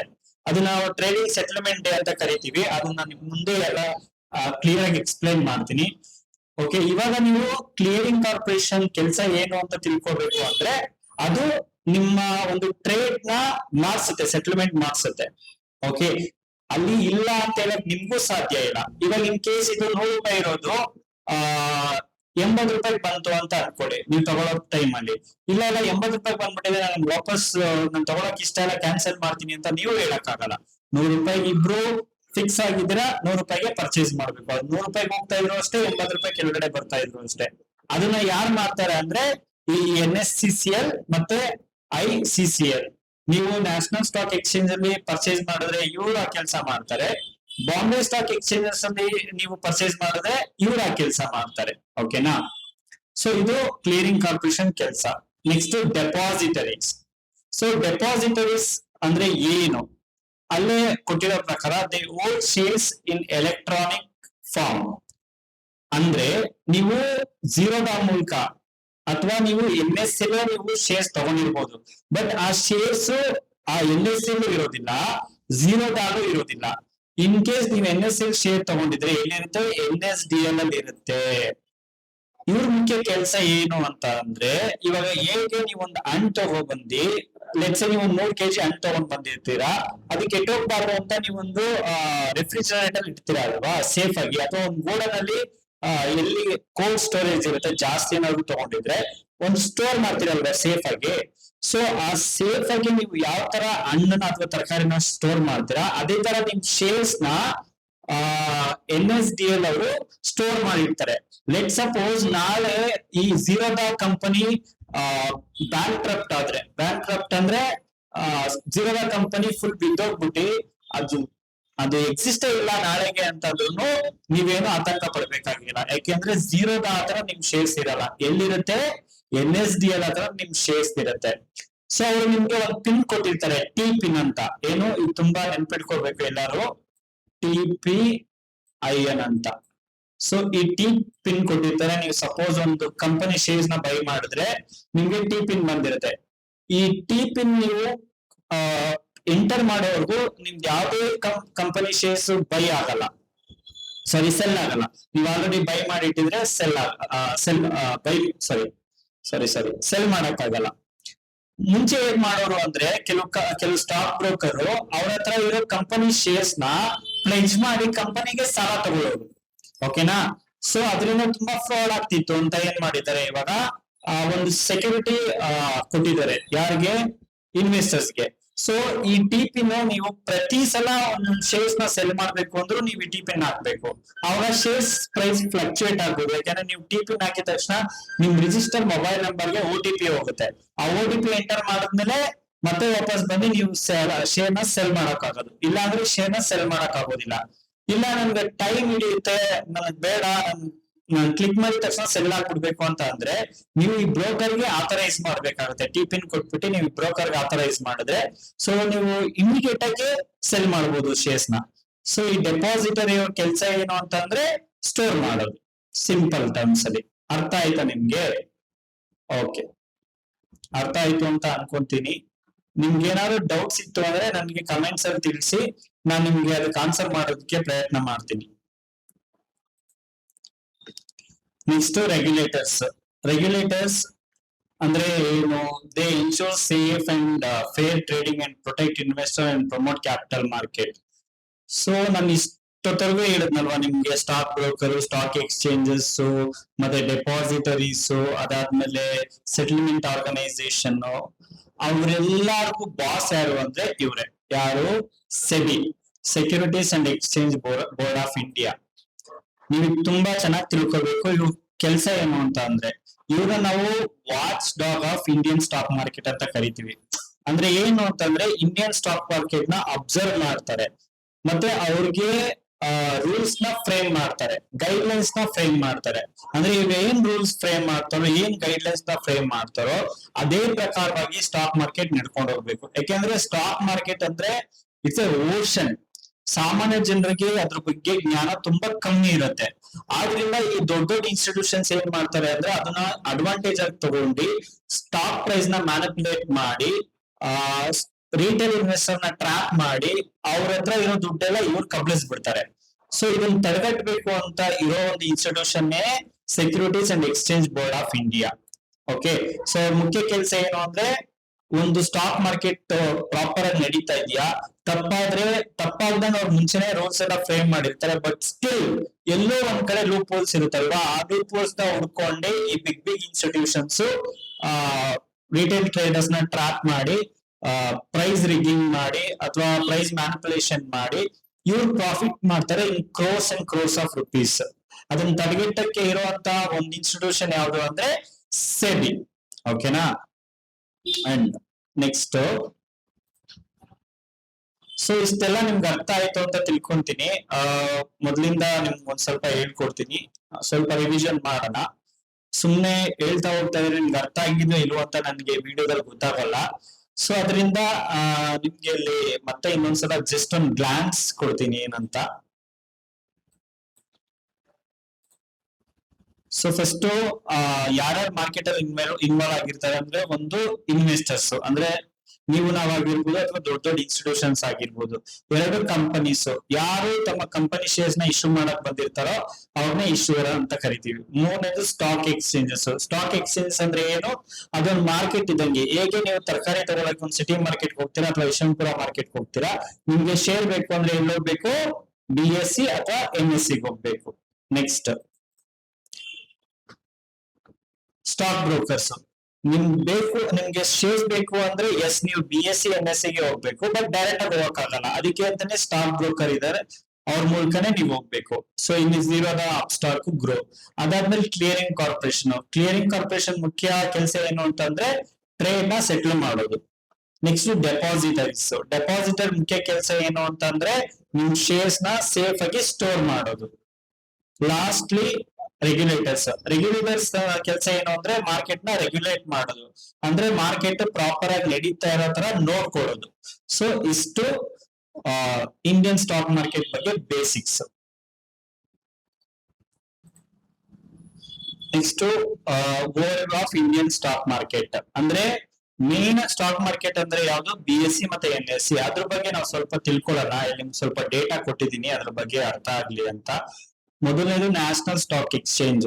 ಇದು ಯಾವಾಗ ಶುರು ಆಗಿದ್ದು? 1992. ಅಂದ್ರೆ ಆಲ್ಮೋಸ್ಟ್ ನಮ್ಗೆ ಒಂದು 34 ವರ್ಷ ಆಗಿದೆ ಸ್ಟಾರ್ಟ್ ಆಗಿ. One of the largest stock exchanges in India. Largest ಅಂತ ಏನಕ್ಕೆ ಮೆನ್ಷನ್ ಮಾಡಿದ್ದಾರೆ ಅಂದ್ರೆ ತುಂಬಾ ವಾಲ್ಯೂಮ್ ಇರೋದು ನಮ್ಗೆ NSE. ವಾಲ್ಯೂಮ್ ಅಂದ್ರೆ ತುಂಬಾ ಜನ ಇವಾಗೆಲ್ಲ ತುಂಬಾ ನಿಮ್ ಹಳೆ ಕಾಲದಲ್ಲಿ NSE ಯುನೋ ಟ್ರಾನ್ಸಾಕ್ಟ್ ಮಾಡ್ತಾ ಇದ್ರು. ಅಂದ್ರೆ ನಿಮ್ ತಾತ ನಿಮ್ ಮುತ್ತಾತ ಯಾರಾದ್ರೂ ಮಾಡ್ತಾ ಇದ್ರೆ ಅವರು BSE ಮಾಡ್ತಾ ಇದ್ರು. ಸಾರಿ, NSE ಇವಾಗ ಒಂದು 34 ವರ್ಷದಿಂದ ಬಂದಿದೆ. ಸೊ ಆದ್ರೂ ಅದು ತುಂಬಾ ಬೇಗ ಕ್ಲಿಕ್ ಆಯ್ತು. BSE ವಾಲ್ಯೂಮ್ ಏನಿದೆ ಅದು ವಾಲ್ಯೂಮ್ ನ ಮೀರಿಸಿ ಬೆಳೆದಿದೆ. ಅದು ಪ್ರಮುಖ ಕಾರಣ ಏನು ಅಂದ್ರೆ ಫುಲ್ಲಿ ಎಲೆಕ್ಟ್ರಾನಿಕ್ ಟ್ರೇಡಿಂಗ್ ಸಿಸ್ಟಮ್. ಮುಂಚೆ ನಮ್ಗೆ ಫಿಸಿಕಲ್ ಟ್ರೇಡಿಂಗ್ ಇರ್ತಿತ್ತು. ಫಿಸಿಕಲ್ ಟ್ರೇಡಿಂಗ್ ಅಂತಂದ್ರೆ ನಿಮ್ಗೆ ತೋರಿಸಿದ್ನಲ್ಲ ಅವಾಗಲೇ ಶೇರ್ ಸರ್ಟಿಫಿಕೇಟ್, ಆ ಸರ್ಟಿಫಿಕೇಟ್ ನ ತಗೋಬೇಕಾಗಿತ್ತು. ಸೊ ನೀವು ಆ ಸರ್ಟಿಫಿಕೇಟ್ ನ ಮತ್ತೆ ಮಾರ್ಬೇಕು ಅಂದ್ರೆ ಮಿನಿಮಮ್ 15 ಡೇಸ್ ಬೇಕಾಗಿರೋದು. ಯಾಕೆಂದ್ರೆ ಇವಾಗ ಒಂದು ಶೇರ್ ಬೆಲೆ 100 ರೂಪಾಯಿ ಇದೆ ಅಂತ ಅನ್ಕೊಳ್ಳಿ. ನೀವು ಒಂದು ಶೇರ್ ತಗೊಂಡಿದ್ದೀರಾ, ಅದ್ರ ಬೆಲೆ 100 ರೂಪಾಯಿ ಇದೆ ಅಂತ ಅನ್ಕೊಳ್ಳಿ ಅಟ್ ಪ್ರೆಸೆಂಟ್. ಓಕೆನಾ? ನೀವು 10 ರೂಪಾಯಿ ತಗೊಂಡಿದ್ದೀರಾ, 100 ರೂಪಾಯಿಗೆ ಹೋಗಿದೆ ಅಂತ ಅನ್ಕೊಳ್ಳಿ. ನೀವು ಇವಾಗ ಮಾರಕ್ ಇಷ್ಟ ಪಡ್ತೀರಾ ಅಂತ ಅನ್ಕೊಳ್ಳಿ. ನೀವೇನ್ ಮಾಡ್ಬೇಕು? ಇದನ್ನ ಪೋಸ್ಟ್ ಮುಖಾಂತರ ನೀವು ಬ್ರೋಕರ್ ಕಳಿಸ್ಬೇಕು. ಓಕೆನಾ? ಸೊ ಆ ಬ್ರೋಕರ್ ಏನ್ ಮಾಡ್ತಾರೆ? ಸ್ಟಾಕ್ ಎಕ್ಸ್ಚೇಂಜ್ ಕಳಿಸ್ಬೇಕು. NSE ಅಥವಾ BSE. NSE ಅಂತ ತಗೊಳ್ಳಿ. ಓಕೆ, ಇದು ಪೋಸ್ಟ್ ಅಲ್ಲಿ ಹೋಗ್ಬೇಕಾಗಿತ್ತು. ಮತ್ತೆ NSE ಇಂದ ಯಾರು ಬೈ ಮಾಡ್ತಾರೋ ಅವ್ರಿಗೆ ಹೋಗ್ಬೇಕಾಗಿತ್ತು. ಓಕೆ, ಬೈಯರ್ಗೆ. ಇಷ್ಟು ಪ್ರೋಸೆಸ್ ಆಗೋದಕ್ಕೆ ಮಿನಿಮಮ್ 15 ಡೇಸ್ ತಗೊಳ್ಳೋದು. ಸೊ ಈ 15 ಡೇಸ್ ಅಲ್ಲಿ ಈ ಪ್ರೈಸ್ ಏನಾದ್ರೂ ಕಮ್ಮಿ ಆಗಿದ್ರೆ ನಿಮ್ಗೆ 90 ರೂಪಾಯಿ ಅಥವಾ 82 ರೂಪಾಯಿ 88 ರೂಪಾಯಿ ಆಗಿರ್ಬೋದು, ಅಥವಾ ಜಾಸ್ತಿನೂ ಆಗಿರ್ಬೋದು. ಮೋಸ್ಟ್ ಆಫ್ ದ ಕೇಸಸ್ ಕಮ್ಮಿನೇ ಆಗಿರ್ತಿತ್ತು. ಓಕೆ, ಅದಕ್ಕೋಸ್ಕರ ಏನ್ ಮಾಡಿದ್ರು ಅಂದ್ರೆ NSE ಅವರು ಎಲೆಕ್ಟ್ರಾನಿಕ್ ಟ್ರೇಡಿಂಗ್ ಸಿಸ್ಟಮ್ ನ ತಗೊಂಡ್ ಬಂದ್ರು. ಎಲೆಕ್ಟ್ರಾನಿಕ್ ಟ್ರೇಡಿಂಗ್ ಸಿಸ್ಟಮ್ ಉಪಯೋಗ ಏನು ಅಂತಂದ್ರೆ ನೀವು ಇವಾಗ ಬೈ ಮಾಡಿದ್ರೆ ವಿತ್ ಇನ್ ಸೆಕೆಂಡ್ ಅಲ್ಲಿ ಬೈ ಆಗ್ಬಿಡುತ್ತೆ. ಮೈಕ್ರೋ ಸೆಕೆಂಡ್ ಅಲ್ಲಿ ಬೈ ಆಗ್ಬಿಡುತ್ತೆ. ಅದೊಂದು ತುಂಬಾ ಒಳ್ಳೆ ಕೆಲಸ ಮಾಡಿದ್ದಾರೆ NSE ಅವರು. ಅದ್ರ key future introducing online trading in India ನಾನು ಹೇಳಿದೆ. Known for high transparency and efficiency, ಅಂದ್ರೆ ತುಂಬಾ ಚೆನ್ನಾಗಿ ಕೆಲಸ ಮಾಡ್ತಾರೆ. ಅವ್ರು ತುಂಬಾ ಟ್ರಾನ್ಸ್ಪರೆಂಟ್ ಆಗಿರ್ತಾರೆ. ಟ್ರಾನ್ಸ್ಪರೆಂಟ್ ಅಂತ ಅಂದ್ರೆ ಅವರು ಮ್ಯಾನಿಪುಲೇಟ್ ಮಾಡೋದಿಲ್ಲ. ಏನೇ ಆದ್ರೂ ಅದು ಡೈರೆಕ್ಟ್ ಆಗಿ ಎಲ್ಲರಿಗೂ ಗೊತ್ತಾಗ್ಬಿಡುತ್ತೆ. ಸೊ ಆ ತರ ಸಿಸ್ಟಮ್ ಇಟ್ಕೊಂಡಿದ್ದಾರೆ. ಅಂಡ್ ಅವ್ರ ಬೆಂಚ್ ಮಾರ್ಕ್ ಇಂಡೆಕ್ಸ್ ನಿಫ್ಟಿ 50, ಇದು ತುಂಬಾ ಇಂಪಾರ್ಟೆಂಟ್. ಇದ್ರ ಬಗ್ಗೆ ನಾನು ಡೀಟೇಲ್ ಆಗಿ ಎಕ್ಸ್ಪ್ಲೈನ್ ಮಾಡ್ತೀನಿ. ಇವಾಗ ನೀವೇನ್ ತಿಳ್ಕೊಬೇಕು ಅಂದ್ರೆ NSE ಅವ್ರದ್ದು ಇಂಡೆಕ್ಸ್ ಯಾವ್ದು ಅಂದ್ರೆ ನಿಫ್ಟಿ 50. ಓಕೆ, NSE ಅವ್ರ ಇಂಡೆಕ್ಸ್ ಯಾವ್ದು ನಿಫ್ಟಿ 50. ನಿಫ್ಟಿ 50 ಅಂದ್ರೆ ಟಾಪ್ 50 ಕಂಪನೀಸ್ ಇನ್ ಇಂಡಿಯಾ ಅಂತ.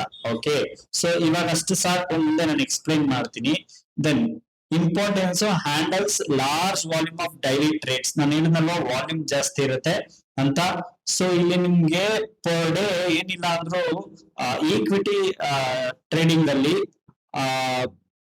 ಈಗ ರೀಸೆಂಟ್ ಆಗಿ ನಾನು ನೋಡಿದೆ 1ರಿಂದ 1.5 ಟ್ರಿಲಿಯನ್, ಎಷ್ಟು 1ರಿಂದ 1.5 ಟ್ರಿಲಿಯನ್ ರುಪೀಸ್ ಅಲ್ಲಿ ಟ್ರಾನ್ಸಾಕ್ಷನ್ ಆಗುತ್ತೆ. ಯಾವುದು ಓನ್ಲಿ ಈಕ್ವಿಟಿ.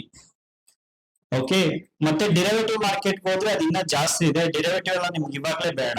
ಬಟ್ ಏನ್ ತಿಳ್ಕೊಳ್ಳಿ, ನೀವು ಈಕ್ವಿಟಿ ಮಾರ್ಕೆಟ್ ಅಲ್ಲಿ 1ರಿಂದ 1.5 ಟ್ರಿಲಿಯನ್ ಅಂದ್ರೆ 1,00,000 ಕೋಟಿ ರೂಪಾಯಿ ವ್ಯವಹಾರ ನಡೆಯುತ್ತೆ ಒಂದ್ ದಿವಸದಲ್ಲಿ. ಎಲ್ಲಿ? NSE. ಓಕೆನಾ, ಅದಕ್ಕೆ ನಾವು ಅದನ್ನ one of the largest stock exchanges of India ಅಂತ ಕರಿತೀವಿ. ಓಕೆ, ಸೊ ಅರ್ಥ ಆಯ್ತು ಅಂತ ತಿಳ್ಕೊಂತೀನಿ. ನಿಮ್ಗೆ ಮತ್ತೆ ಏನಾದ್ರು ಡೌಟ್ ಇದ್ರೆ ನನಗೆ ಕಮೆಂಟ್ ಅಲ್ಲಿ ತಿಳಿಸಿ, ನಾನು ನಿಮ್ಗೆ ಹೇಳೋದಕ್ಕೆ ಟ್ರೈ ಮಾಡ್ತೀನಿ ಕಮೆಂಟ್ ಅಲ್ಲೇ. ಸೊ ನೆಕ್ಸ್ಟ್ ನಿಮಿಷ, BSE. ಸೊ BSE ಸ್ಟಾರ್ಟ್ ಆಗಿದಾಗ ಯಾವಾಗ 1875, ಇವಾಗ 2026, ಆಲ್ಮೋಸ್ಟ್ 150 ವರ್ಷ ಮೇಲಾಗಿದೆ. ಅದಕ್ಕೆ ನಾವು ಇದನ್ನ ಓಲ್ಡೆಸ್ಟ್ ಸ್ಟಾಕ್ ಎಕ್ಸ್ಚೇಂಜಸ್ ಅಂತ ಕರಿತೀವಿ. And as thousands of listed companies. Okay, ನಾನು ಪ್ರೀವಿಯಸ್ ಇದ್ರಲ್ಲಿ ಹೇಳಕ್ ಮರ್ತ್ಬಿಟ್ಟೆ. ಟೋಟಲ್ ಆಗಿ ನಮ್ಗೆ ಈ ಒಂದು NSE 1500 ಕಂಪನೀಸ್ ಲಿಸ್ಟ್ ಆಗಿದೆ. 1500, more than 1500 companies has been listed in national stock exchange. ಅಂದ್ರೆ 1500 ಕಂಪನೀಸ್ ಲಿಸ್ಟ್ ಆಗಿದೆ. ಓಕೆ, ನೀವು ಆ 1500 ಕಂಪನಿಯಲ್ಲಿ ಯಾವ್ದಾದ್ರು ಒಂದು ಕಂಪನಿಗೆ ಇನ್ವೆಸ್ಟ್ಮೆಂಟ್ ಮಾಡ್ಬೋದು ಅಥವಾ ಟ್ರೇಡ್ ಮಾಡ್ಬೋದು ಆ ಕಂಪನಿನ. ನೆಕ್ಸ್ಟ್ BSE ಅಲ್ವಾ, 1 ಮಿನಿಟ್. ಸೊ BSE ಎಷ್ಟಿದೆ ಅಂತಂದ್ರೆ, BSE ಮೋರ್ ದೆನ್ 5000 ಕಂಪನೀಸ್. ಎಷ್ಟು? More than 5000 companies has been listed in BSE. BSE ನಮ್ಗೆ 5000 ಮೇಲೆ ಕಂಪನೀಸ್ ಇದೆ. ನೀವು ಯಾವ್ದು ಬೇಕಾದ್ರೂ ಇನ್ವೆಸ್ಟ್ಮೆಂಟ್ ಮಾಡ್ಬೋದು. ಅದ್ರ ಇಂಡೆಕ್ಸ್ ನಾವು ಸೆನ್ಸೆಕ್ಸ್ ಅಂತ ಕರಿತೀವಿ. ನಿಫ್ಟಿ ಏನಂತ ಕರಿತಾ ಇದ್ವಿ, ಸಾರಿ NSE ಏನಂತ ಕರಿತಾ ಇದ್ವಿ, ನಿಫ್ಟಿ 50. BSE ಇಂಡೆಕ್ಸ್ ಯಾವುದು? Sensex. Sensex top 30 companies of India ಏನಿದೆ ಅದನ್ನ ನಾವು ಸೆನ್ಸೆಕ್ಸ್ ಅಂತ ಕರಿತೀವಿ. ಇವಾಗ ನಿಮ್ಗೆ ಸಾರಿ ಅರ್ಥ ಆಗದೆ ಇರಬಹುದು ಕಂಪ್ಲೀಟ್ ಆಗಿ, ಏನಪ್ಪ ಇದು ಸೆನ್ಸೆಕ್ಸ್ ಮತ್ತೆ ನಿಫ್ಟಿ 50 ಅಂದ್ರೆ. ನೀವೇನ ಜಸ್ಟ್ ಏನ್ ತಿಳ್ಕೊಬೇಕು ನಿಮ್ಗೆ ಇವಾಗ ಈ ವಿಡಿಯೋದಲ್ಲಿ ಅಂತಂದ್ರೆ, NSE ಅಂದ್ರೆ ನಿಫ್ಟಿ 50, BSE ಅಂದ್ರೆ ಸೆನ್ಸೆಕ್ಸ್. ಸೆನ್ಸೆಕ್ಸ್ ನಾವು ಸೆನ್ಸಿಟಿವಿಟಿ ಇಂಡೆಕ್ಸ್ ಅಂತಾನು ಕರಿತೀವಿ. ನೆಕ್ಸ್ಟ್ ಇಂಪಾರ್ಟೆನ್ಸ್, ಹಿಸ್ಟಾರಿಕಲ್ ಸಿಗ್ನಿಫಿಕೆನ್ಸ್, ಅಂದ್ರೆ ನಮ್ಗೆ ತುಂಬಾ ಹಳೆಯದಲ್ವಾ, ಸೊ ಅದಿನ್ನ ನಡ್ಕೊಂಡು ಬರ್ತಾ ಇದೆ, ಅದರಿಂದ historical significance. Reflect performance of major Indian companies. 30 major Indian companies ಏನಿದೆ ಇಂಡಿಯಾದಲ್ಲಿ, ಅದ್ರ ಪರ್ಫಾರ್ಮೆನ್ಸ್ ಏನಾಗುತ್ತೆ ಅದು ನಮ್ಗೆ ಈ ಸೆನ್ಸೆಕ್ಸ್ ಅಲ್ಲಿ ರಿಫ್ಲೆಕ್ಟ್ ಆಗುತ್ತೆ, ಅಥವಾ ನಿಫ್ಟಿ 50 ಅಲ್ಲಿ ರಿಫ್ಲೆಕ್ಟ್ ಆಗುತ್ತೆ. ಆಲ್ಮೋಸ್ಟ್ ಸೆನ್ಸೆಕ್ಸ್ ಮತ್ತೆ ನಿಫ್ಟಿಲಿರೋ ಕಂಪನೀಸ್ ಸೇಮ್, 1-2 ಬಿಟ್ರೆ ಎಲ್ಲ ಸೇಮ್ ಇರುತ್ತೆ. ಓಕೆನಾ, ಸೆನ್ಸೆಕ್ಸ್ ಅಲ್ಲಿ ಮತ್ತೆ ನಿಫ್ಟಿಲಿ. Next, role and function of SEBI. Role of SEBI. SEBI plays a crucial role in ensuring that the stock market works smoothly and fairly. ಅಂದ್ರೆ ಸ್ಟಾಕ್ ಮಾರ್ಕೆಟ್ ಚೆನ್ನಾಗಿ ನಡ್ಕೊಂಡು ಹೋಗ್ಲಿ, ಮತ್ತೆ ಅದು ಒಂದು ನ್ಯಾಯಯುತವಾಗಿ ನಡ್ಕೊಂಡು ಹೋಗ್ಲಿ, ಯಾವುದೇ ತರ ಕರಪ್ಷನ್ ಇಲ್ದಲೆ ಅಥವಾ ಯಾವುದೇ ತರ ಮ್ಯಾನಿಪುಲೇಷನ್ ಇಲ್ದಲೆ ನಡ್ಕೊಂಡು ಹೋಗ್ಲಿ ಅಂತ ಮಾಡಿರೋ ಒಂದು institution SEBI. Next, protecting investors. ಇವ್ರು ಮೇನ್ ಏನ್ ಮಾಡ್ತಾರೆ ಅಂದ್ರೆ ಸ್ಮಾಲ್ ಇನ್ವೆಸ್ಟರ್ ನ ಪ್ರೊಟೆಕ್ಟ್ ಮಾಡ್ತಾರೆ. ಯಾಕೆಂದ್ರೆ ತುಂಬಾ ಈಸಿಯಾಗಿ ಅವರನ್ನ ಮ್ಯಾನಿಪುಲೇಟ್ ಮಾಡ್ಬೋದು ಬಿಗ್ ಇನ್ವೆಸ್ಟರ್ಸ್. ಮತ್ತೆ ಸ್ಮಾಲ್ ಇನ್ವೆಸ್ಟರ್ಸ್ ಗೆ ನಾಲೆಜ್ ಕಮ್ಮಿ ಇರುತ್ತೆ. ಅಂಡ್ ರಿಸೋರ್ಸಸ್ ಕಮ್ಮಿ ಇರುತ್ತೆ. ಬಿಗ್ ಇನ್ವೆಸ್ಟರ್ಸ್ ಏನಂದ್ರೆ ಅವ್ರ ಹತ್ರ ಒಂದು ಇನ್ಸ್ಟಿಟ್ಯೂಷನ್ಸ್ ಇರುತ್ತೆ, ಒಂದು ಸೆಟಪ್ ಇರುತ್ತೆ, ಅವ್ರಿಗೆ ಡೇಟಾ ಬೇಗ ಬರುತ್ತೆ, ಅವ್ರದ್ದು ಡೇಟಾ ಪ್ರೋಸೆಸ್ ಬೇಗ ಆಗುತ್ತೆ, ಅವ್ರು ಫಸ್ಟ್ ನ್ಯೂಸ್ ಬರುತ್ತೆ, ಯಾಕಂದ್ರೆ ಅವ್ರು ತುಂಬಾ ಸೋರ್ಸಸ್ ಗಳಿರುತ್ತೆ. ಇದನ್ನೆಲ್ಲ ಯೂಸ್ ಮಾಡ್ಕೊಂಡು ಏನ್ ಮಾಡ್ತಾರೆ ಅಂದ್ರೆ ಬೇಗ ಮ್ಯಾನಿಪುಲೇಟ್ ಮಾಡ್ತಾರೆ ಸ್ಟಾಕ್ ಮಾರ್ಕೆಟ್ ನ. ಅದರಿಂದ ಯಾರು ತುಂಬಾ ಲಾಸ್ ಆಗೋದು? ನಿಮ್ಮಂತ ಸಾಮಾನ್ಯ ಜನರಿಗೆ ಲಾಸ್ ಆಗೋದು. ಓಕೆನಾ? ಯಾಕೆಂದ್ರೆ ನಾವು ತುಂಬಾ ಕಷ್ಟಪಟ್ಟು ದುಡ್ದಿರ್ತೀವಿ. ಒಂದೊಂದು ರೂಪಾಯಿ ಬೆಲೆನೂ ನಮ್ಗೆ ಗೊತ್ತಿರುತ್ತೆ ಎಷ್ಟು ಕಷ್ಟ ಅಂತ. ಸ್ಟಾಕ್ ಮಾರ್ಕೆಟ್ ಅಲ್ಲಿ ಹೋಗಿ 1 ಲಕ್ಷ ಹಾಕಿ ಹಾಕಿ ಒಂದ್ 5 ಸಿಗೆ ಕಳ್ಕೊಂಡ್ರೆ ಎಷ್ಟು ಪೈನ್ ಆಗುತ್ತಲ್ವಾ? ಸೊ ಇದನ್ನ ತಡೆಗಟ್ಟಕ್ಕಿರೋ ಒಂದೇ ಒಂದು ಇನ್ಸ್ಟಿಟ್ಯೂಷನ್ ಯಾವುದು ಅಂದ್ರೆ SEBI. Next, regulate the market. Regulate the market ಅಂದ್ರೆ ಅವರು ಕಂಪನೀಸ್ಗೆ ಅಥವಾ ಯಾವ್ದು ಸ್ಟಾಕ್ ಎಕ್ಸ್ಚೇಂಜಸ್ ಇರುತ್ತೆ ಅವ್ರಿಗೆ ರೂಲ್ಸ್ ಅಂಡ್ ರೆಗ್ಯುಲೇಷನ್ ನ ಫ್ರೇಮ್ ಮಾಡ್ತಾರೆ. ಅಂದ್ರೆ ಅವರೇ ರೂಲ್ಸ್ ಅಂಡ್ ರೆಗ್ಯುಲೇಷನ್ ನ ಮಾಡೋದು. ನೀವು ಈ ತರನೇ ವರ್ಕ್ ಮಾಡ್ಬೇಕು, ಈ ತರನೇ ವರ್ಕ್ ಮಾಡ್ಬೇಕು ಅಂತ ಹೇಳ್ತಾರೆ. ಅದನ್ನ ಬಿಟ್ಟು ಅವ್ರೇನಾದ್ರು ಅವನ್ ಬೌಂಡ್ರಿ ಲೈನ್ ನ ಕ್ರಾಸ್ ಮಾಡಿದ್ರು ಅಥವಾ ರೂಲ್ಸ್ ನ ಅವರು ಫಾಲೋ ಮಾಡಿಲ್ಲ ಅಂದ್ರೆ ಅವ್ರಿಗೆ ಹೆವಿ ಫೈನ್ ಹಾಕ್ತಾರೆ. ಫೈನ್ ಅಂದ್ರೆ ₹1, ₹2, ₹1,000 ಅಲ್ಲ, ಅವ್ರಿಗೆ ಕ್ರೋರ್ಸ್ ಅಲ್ಲಿ ಫೈನ್ ಹಾಕ್ತಾರೆ. ನೆಕ್ಸ್ಟ್, ಪ್ರಮೋಟಿಂಗ್ ಡೆವಲಪ್ಮೆಂಟ್ ಅಂದ್ರೆ ಅದು ಬೆಳಿಬೇಕು. ಯಾಕೆಂದ್ರೆ ನಮ್ ಇಂಡಿಯನ್ ಸ್ಟಾಕ್ ಮಾರ್ಕೆಟ್ ಬೆಳೆದ್ರೆ ನಮ್ ಎಕಾನಮಿ ಬೆಳ್ದಂಗೆ. ಅದಕ್ಕೋಸ್ಕರ ಅದನ್ನ ಬೆಳ್ಸಕ್ ಟ್ರೈ ಮಾಡ್ತಾ ಇರ್ತಾರೆ. ಹೊಸ ಪ್ರಾಡಕ್ಟ್ ನ ಲಾಂಚ್ ಮಾಡ್ತಾ ಇರ್ತಾರೆ, ಇನ್ವೆಸ್ಟರ್ ಗೆ ಈಸಿ ಆಗ್ಲಿ ಅಂತ. ಒಂದು ಎಕ್ಸಾಂಪಲ್ ಏನು ಅಂದ್ರೆ, ಮುಂಚೆ ನಾವು ಬರೀ ಈಕ್ವಿಟಿ ಇನ್ವೆಸ್ಟ್ಮೆಂಟ್ ಮಾಡ್ಬೋದಿತ್ತು, F&O ಇರ್ಲಿಲ್ಲ. F&O ಅಂದ್ರೆ ಫ್ಯೂಚರ್ ಆಪ್ಷನ್, ಅದೊಂದು ಫಿನಾನ್ಷಿಯಲ್ ಪ್ರಾಡಕ್ಟ್. ಓಕೆನಾ? ಸೊ ಅದನ್ನ ಇಂಟ್ರೊಡ್ಯೂಸ್ ಮಾಡಿರೋದ್ರಿಂದ ಹೆಡ್ಜಿಂಗ್ ಮಾಡೋದಕ್ಕೆ ನಮ್ಗೆ ಅನುಕೂಲ ಆಯ್ತು.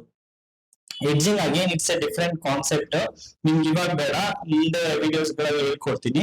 ಸೊ ಏನಂದ್ರೆ ಇವಾಗ ನಾವು ಸೆಬಿ ಏನ್ ಮಾಡುತ್ತೆ ಅಂದ್ರೆ ಇಷ್ಟೆಲ್ಲ ಕಾರ್ಯಗಳು ಮಾಡುತ್ತೆ. ಅದು ರೂಲ್ಸ್ ಫ್ರೇಮ್ ಮಾಡುತ್ತೆ, ಮೋಸ ಆಗದಂತೆ ತಡೆಯುತ್ತೆ, ಮತ್ತೆ ಸ್ಟಾಕ್ ಮಾರ್ಕೆಟ್ ನ ಬೆಳೆಸುತ್ತೆ. ಮೇನ್ ಆಗಿ ಅದ್ರ ಫಂಕ್ಷನ್ ಅದೇನೆ. ಓಕೆನಾ?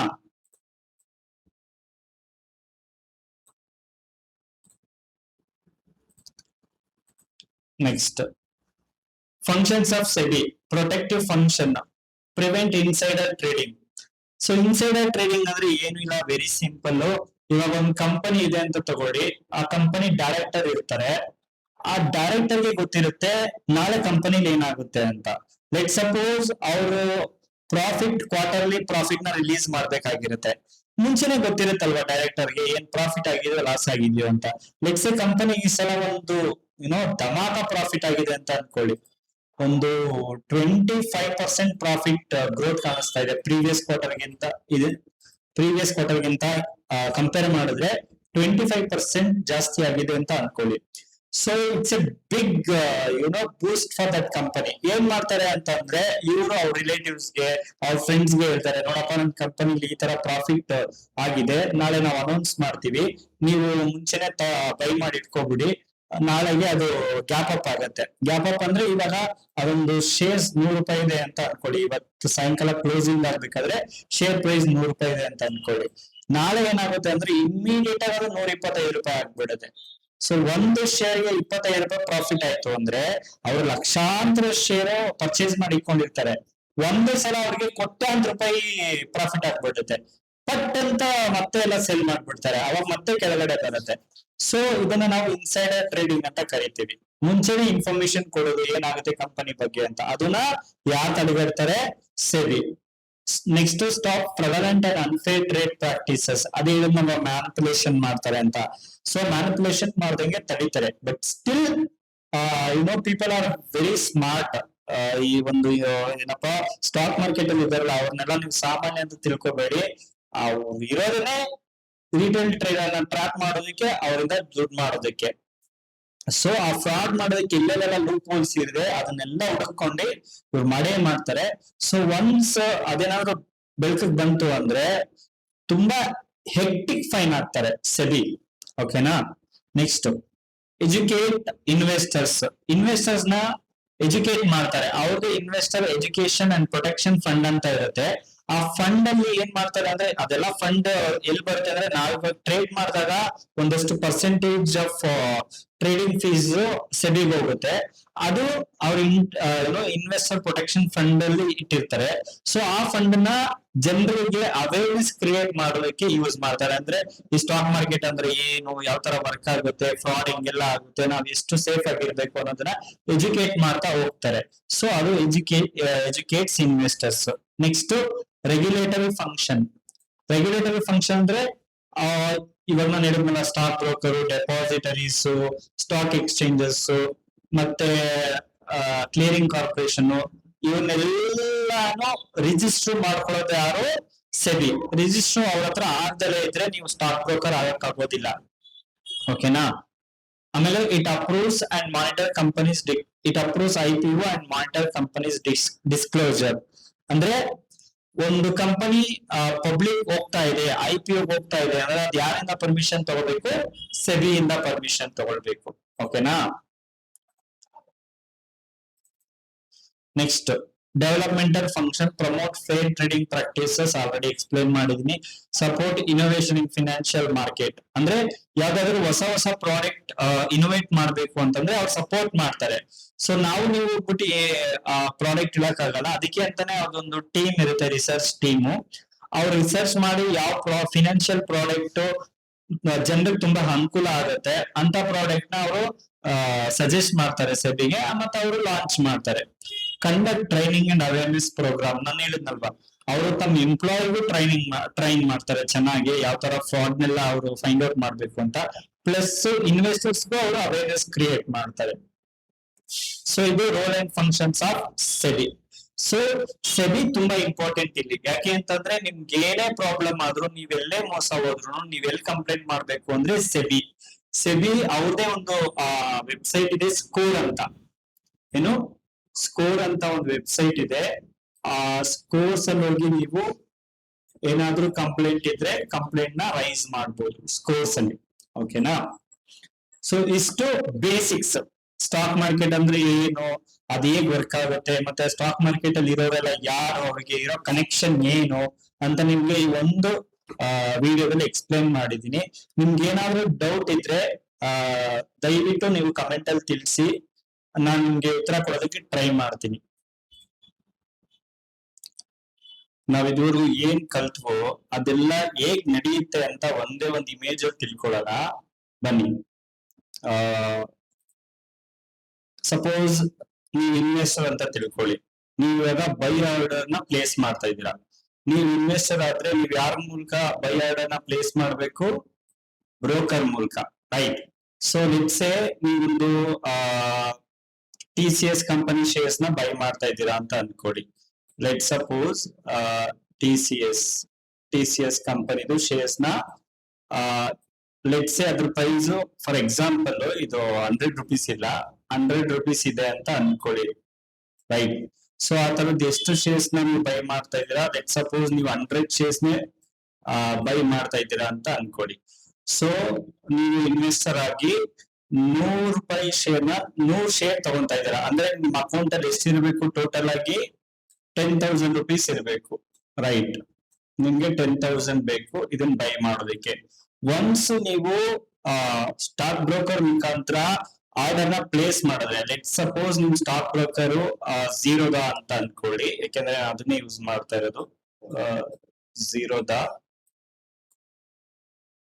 ಒಂದ್ ನಿಮಿಷ ಸರಿಯಾಗಿ ಬರ್ಲಿಲ್ಲ. ಝೀರೋದನ್ನ ಕೈಟು ಅಂತಾನು ಕರಿತೀವಿ. ಸೊ ಕೈಟ್ ಈಸಿ ಆಗಿದೆ ಬರೆಯೋದಕ್ಕೆ. Let me write kite.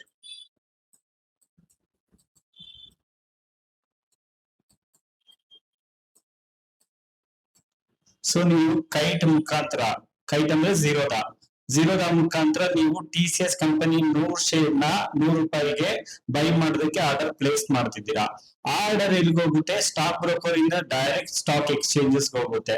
ನೀವು ನೆನಪಿದ್ರೆ ನಾನು 2 ಸ್ಟಾಕ್ ಎಕ್ಸ್ಚೇಂಜ್ ಹೇಳಿದ್ರೆ ಮೇಜರ್ ಆಗಿ, ಒಂದು ನ್ಯಾಷನಲ್ ಸ್ಟಾಕ್ ಎಕ್ಸ್ಚೇಂಜ್ ಮತ್ತೆ ಒಂದು Bombay stock exchange, right? So let's ನೀವು ನ್ಯಾಷನಲ್ ಸ್ಟಾಕ್ ಎಕ್ಸ್ಚೇಂಜ್ ಅಲ್ಲಿ ಬೈ ಮಾಡ್ತಾ ಇದ್ದಾರೆ ಅಂತ ಅನ್ಕೊಳ್ಳಿ. ಸೊ ಅದು ಇಲ್ಲೋಗಿ ಆರ್ಡರ್ ಮ್ಯಾಚ್ ಆಗುತ್ತೆ. ಇವಾಗ 100 ರೂಪಾಯಿ ಪ್ರೈಸ್ ಇದೆಯಲ್ವಾ, ಇದು ಪ್ರೈಸ್, ಸಾರಿ ಇದಲ್ವಾ ಪ್ರೈಸ್. ಓಕೆ, ಇದು ಪ್ರೈಸ್ 100 ರೂಪಾಯಿ ಪ್ರೈಸ್ ಇದೆ. ಸೊ 100 ರೂಪಾಯಿ ಪ್ರೈಸ್ ಇದೆ ಅಲ್ವಾ, ನೀವು ಇಲ್ಲಿ 100 ರೂಪಾಯಿಗೆ ಯಾರಾದ್ರೂ ಸೆಲ್ ಮಾಡೋದಕ್ಕಿದ್ದಾರಾ, ನೀವು 100 ರೂಪಾಯಿ ಬೈ ಮಾಡೋದಕ್ಕಿದ್ದೀರಾ, ಬಟ್ 100 ರೂಪಾಯಿಗೆ ಸೆಲ್ ಮಾಡೋದಕ್ಕಿದ್ದಾರಾ ಇದ್ರೆ ಇಲ್ಲಿ ಆರ್ಡರ್ ಮ್ಯಾಚ್ ಆಗುತ್ತೆ ಮತ್ತೆ ಎಕ್ಸಿಕ್ಯೂಟ್ ಆಗುತ್ತೆ. ಒನ್ಸ್ ಇಲ್ಲಿ ಎಕ್ಸಿಕ್ಯೂಟ್ ಆದ್ಮೇಲೆ ಅದರಿಂದ ಹೋಗುತ್ತೆ ಕ್ಲಿಯರಿಂಗ್ ಕಾರ್ಪೊರೇಷನ್ ಹೋಗುತ್ತೆ. ಸೊ ನಿಮ್ಗೆ 2 ಕ್ಲಿಯರಿಂಗ್ ಕಾರ್ಪೊರೇಷನ್ ಹೇಳಿದೆ. ಒಂದು ಬಂದ್ಬಿಟ್ಟು NSCCL ಇದೆ, ಅದು NSC ಅವ್ರದ್ದು, national securities clearing corporation limited. ಎರಡನೇದು ಯಾವುದು ICCL ಯಾವುದು BSC ಅವ್ರದ್ದು, right. So Indian clearing corporation limited ಅಂತ. ಸೊ ನೀವು ಇವಾಗ NSC ಬೈ ಮಾಡಿರೋದ್ರಿಂದ ಅದೆಲ್ಲ ಹೋಗುತ್ತೆ NSCCL ಹೋಗುತ್ತೆ. NSCCL ಏನಾಗುತ್ತೆ ಅಂದ್ರೆ ಟ್ರೇಡ್ ಸೆಟ್ಲ್ ಆಗುತ್ತೆ. ಸೆಟ್ಲ್ ಆಗೋದು ಸ್ಮೂತ್ ಆಗಿ ಮತ್ತೆ ಸೇಫ್ ಆಗಿ ಸೆಟ್ಲ್ ಆಗುತ್ತೆ. ಇವರು ಸೆಟ್ಲ್ ಆಗೋ ತರ ನೋಡ್ಕೊಂತಾರೆ. ಇವರು ನಿಮ್ಮ ಅಕೌಂಟ್ ಅಲ್ಲಿ ಅಷ್ಟು ಮಾರ್ಜಿನ್ ಇದೆಯಾ, ಎಷ್ಟು ಬೇಕು, 10,000 ಬೇಕು, ಪ್ಲಸ್ ಬ್ರೋಕರೇಜ್ ಎಲ್ಲ ಆಡ್ ಆಗುತ್ತಲ್ವಾ. ಸೊ ಬ್ರೋಕರೇಜ್ ಎಲ್ಲ ಆಡ್ ಆಗಿ ಅಷ್ಟು ಅಮೌಂಟ್ ಇದೆಯಾ ಅಂತ ಕನ್ಫರ್ಮ್ ಮಾಡ್ಕೊಂಡು ಇವರು ಸೆಟ್ಲ್ ಮಾಡ್ತಾರೆ. ಒನ್ಸ್ ಸೆಟ್ಲ್ ಆದ್ಮೇಲೆ ನಿಮ್ ಟ್ರಾನ್ಸಾಕ್ಷನ್ ಆಗುತ್ತೆ. ಆ ಟ್ರಾನ್ಸಾಕ್ಷನ್ ಆದ್ಮೇಲೆ ನೆಕ್ಸ್ಟ್ ಎಲ್ಲೋಗುತ್ತೆ, ಅದು ನೆಕ್ಸ್ಟ್ ಡೆಪಾಸಿಟರಿಗೆ ಹೋಗುತ್ತೆ. ಡೆಪಾಸಿಟರಿ ಏನಂತ ಹೇಳಿದ್ರೆ, ಡೆಪಾಸಿಟರಿ ನಿಮ್ ಶೇರ್ಸ್ ನ ಸ್ಟೋರ್ ಮಾಡ್ತಾರೆ ಸೇಫ್ ಆಗಿ. ಸೊ ಇಲ್ಲಿಂದ ಡೆಪಾಸಿಟರಿಗೆ ಹೋಗುತ್ತೆ, ರೈಟ್. ನಾನು ಹೇಳಿದಂಗೆ ನಾವು NSC ಮುಖಾಂತರ ಬೈ ಮಾಡಿರೋದ್ರಿಂದ ಅದು NSDL ಹೋಗಿದೆ, NSDL ಹೋಗುತ್ತೆ, ರೈಟ್. ಸೊ ಅದೇ ನಾವು BSC ಮುಖಾಂತರ ಬೈ ಮಾಡಿದ್ರೆ CDSL ಹೋಗುತ್ತೆ. ಅಲ್ಲಿ ನಿಮ್ ಶೇರು ಸೇಫ್ ಆಗಿ ಡೆಪಾಸಿಟ್ ಆಗುತ್ತೆ. ಸೊ ಒನ್ಸ್ ಡೆಪಾಸಿಟ್ ಆದ್ಮೇಲೆ ನಿಮ್ಗೆ ಅದು ಶೇರ್ ಕ್ರೆಡಿಟ್ ಆಗುತ್ತೆ ಮತ್ತೆ ನಿಮ್ಮ ಅಕೌಂಟ್ ಇಂದ ಅಮೌಂಟ್ ಡೆಬಿಟ್ ಆಗುತ್ತೆ. ಸೊ ಫಂಡ್ ಟ್ರಾನ್ಸ್ಫರ್ ಆಗುತ್ತೆ. ಇಲ್ಲಿ ಸಪರೇಟ್ ಆಗಿ ಬ್ಯಾಂಕ್ ಅಕೌಂಟ್ ಏನು ಬೇಕಿಲ್ಲ ನಿಮ್ಗೆ. Trading account, demat account, bank account ಎಲ್ಲ ಒಂದ್ರಲ್ಲೇ ಇರುತ್ತೆ. ಅಂದ್ರೆ trading account, demat account broker ಕೊಡ್ತಾರೆ. ನಿಮ್ದು ಯಾವ ಬ್ಯಾಂಕ್ ಇದೆ ಅದು ಬ್ರೋಕರ್ ಜೊತೆಗೆ ಮರ್ಜ್ ಮಾಡ್ಬೇಕು, ಅಥವಾ ಬ್ರೋಕರ್ಗೆ ಆ ಒಂದು ಬ್ಯಾಂಕ್ ಅಕೌಂಟ್ ನ ಫೀಡ್ ಮಾಡಿದ್ರೆ ಅದೇ ಬ್ಯಾಂಕ್ ಅಕೌಂಟ್ ಇಂದ ನೀವು ಮುಂಚೆನೆ ಮನಿ ಟ್ರಾನ್ಸ್ಫರ್ ಮಾಡ್ಕೊಂಡು ನಿಮ್ಮ ಅಕೌಂಟ್ ಅಲ್ಲಿ ಇಟ್ಕೊಂಡಿರ್ಬೇಕು. ಸೊ 10,000 ಪ್ಲಸ್ ಬ್ರೋಕರೇಜ್ ಎಷ್ಟಾಗುತ್ತೆ ಅಷ್ಟು ಅಮೌಂಟ್ ನಿಮ್ ಅಕೌಂಟ್ ಅಲ್ಲಿ ಇದ್ರೆ ಏನಾಗುತ್ತೆ, ನಿಮ್ ಅಮೌಂಟ್ ಕಟ್ ಆಗುತ್ತೆ. ಸೊ ಆಮೇಲೆ ಟ್ರೇಡ್ ಕನ್ಫರ್ಮ್ ಆಗುತ್ತೆ. ಆ ಕನ್ಫರ್ಮೇಶನ್ ಗೆ ಒಂದು ನೋಟ್ ಬರುತ್ತೆ. ಸೊ ಆ ನೋಟ್ ಬಂದಿದೆ ಅಂದ್ರೆ ನಿಮ್ ಟ್ರೇಡ್ ಕನ್ಫರ್ಮ್ ಆಗಿದೆ ಅಂತ. ಇಷ್ಟು ಪ್ರೋಸೆಸ್ ಆಗುತ್ತೆ, ರೈಟ್. ಸೊ ಇದು ಬೇಸಿಕ್ ನಾನು ನಿಮ್ಗೆ ನೀಟಾಗಿ ಎಕ್ಸ್ಪ್ಲೇನ್ ಮಾಡಿದೀನಿ. ಸ್ಟಿಲ್ ನಿಮ್ಗೆ ಏನಾದ್ರೂ ಡೌಟ್ ಇದ್ರೆ ನೀವು ಮತ್ತೆ ನಮ್ಗೆ ಕಮೆಂಟ್ ಸೆಕ್ಷನ್ ಅಲ್ಲಿ ತಿಳಿಸಬಹುದು. ನಾನು ಮತ್ತೆ ನಿಮ್ಗೆ ಅದಕ್ಕೆ ಆನ್ಸರ್ ಮಾಡೋದಕ್ಕೆ ಟ್ರೈ ಮಾಡ್ತೀನಿ. ಸೊ ಇದು ಬೈ ಮಾಡಿದಾಗ. ಸೆಲ್ ಮಾಡಿದಾಗ ಏನಾಗುತ್ತೆ, ಸೇಮ್ ಪ್ರೊಸೀಜರ್ ಆಗುತ್ತೆ. ಸೆಲ್ ಮಾಡಿದಾಗಲೂ ಸೇಮ್ ಪ್ರೊಸೀಜರ್ ಆಗುತ್ತೆ, ರೈಟ್. ಒಂದ್ ನಿಮಿಷ ಅದನ್ನ ಎಕ್ಸ್ಪ್ಲೇನ್ ಮಾಡ್ತೀನಿ ನಿಮ್ಗೆ ಅರ್ಥ ಆಗೋ ತರ.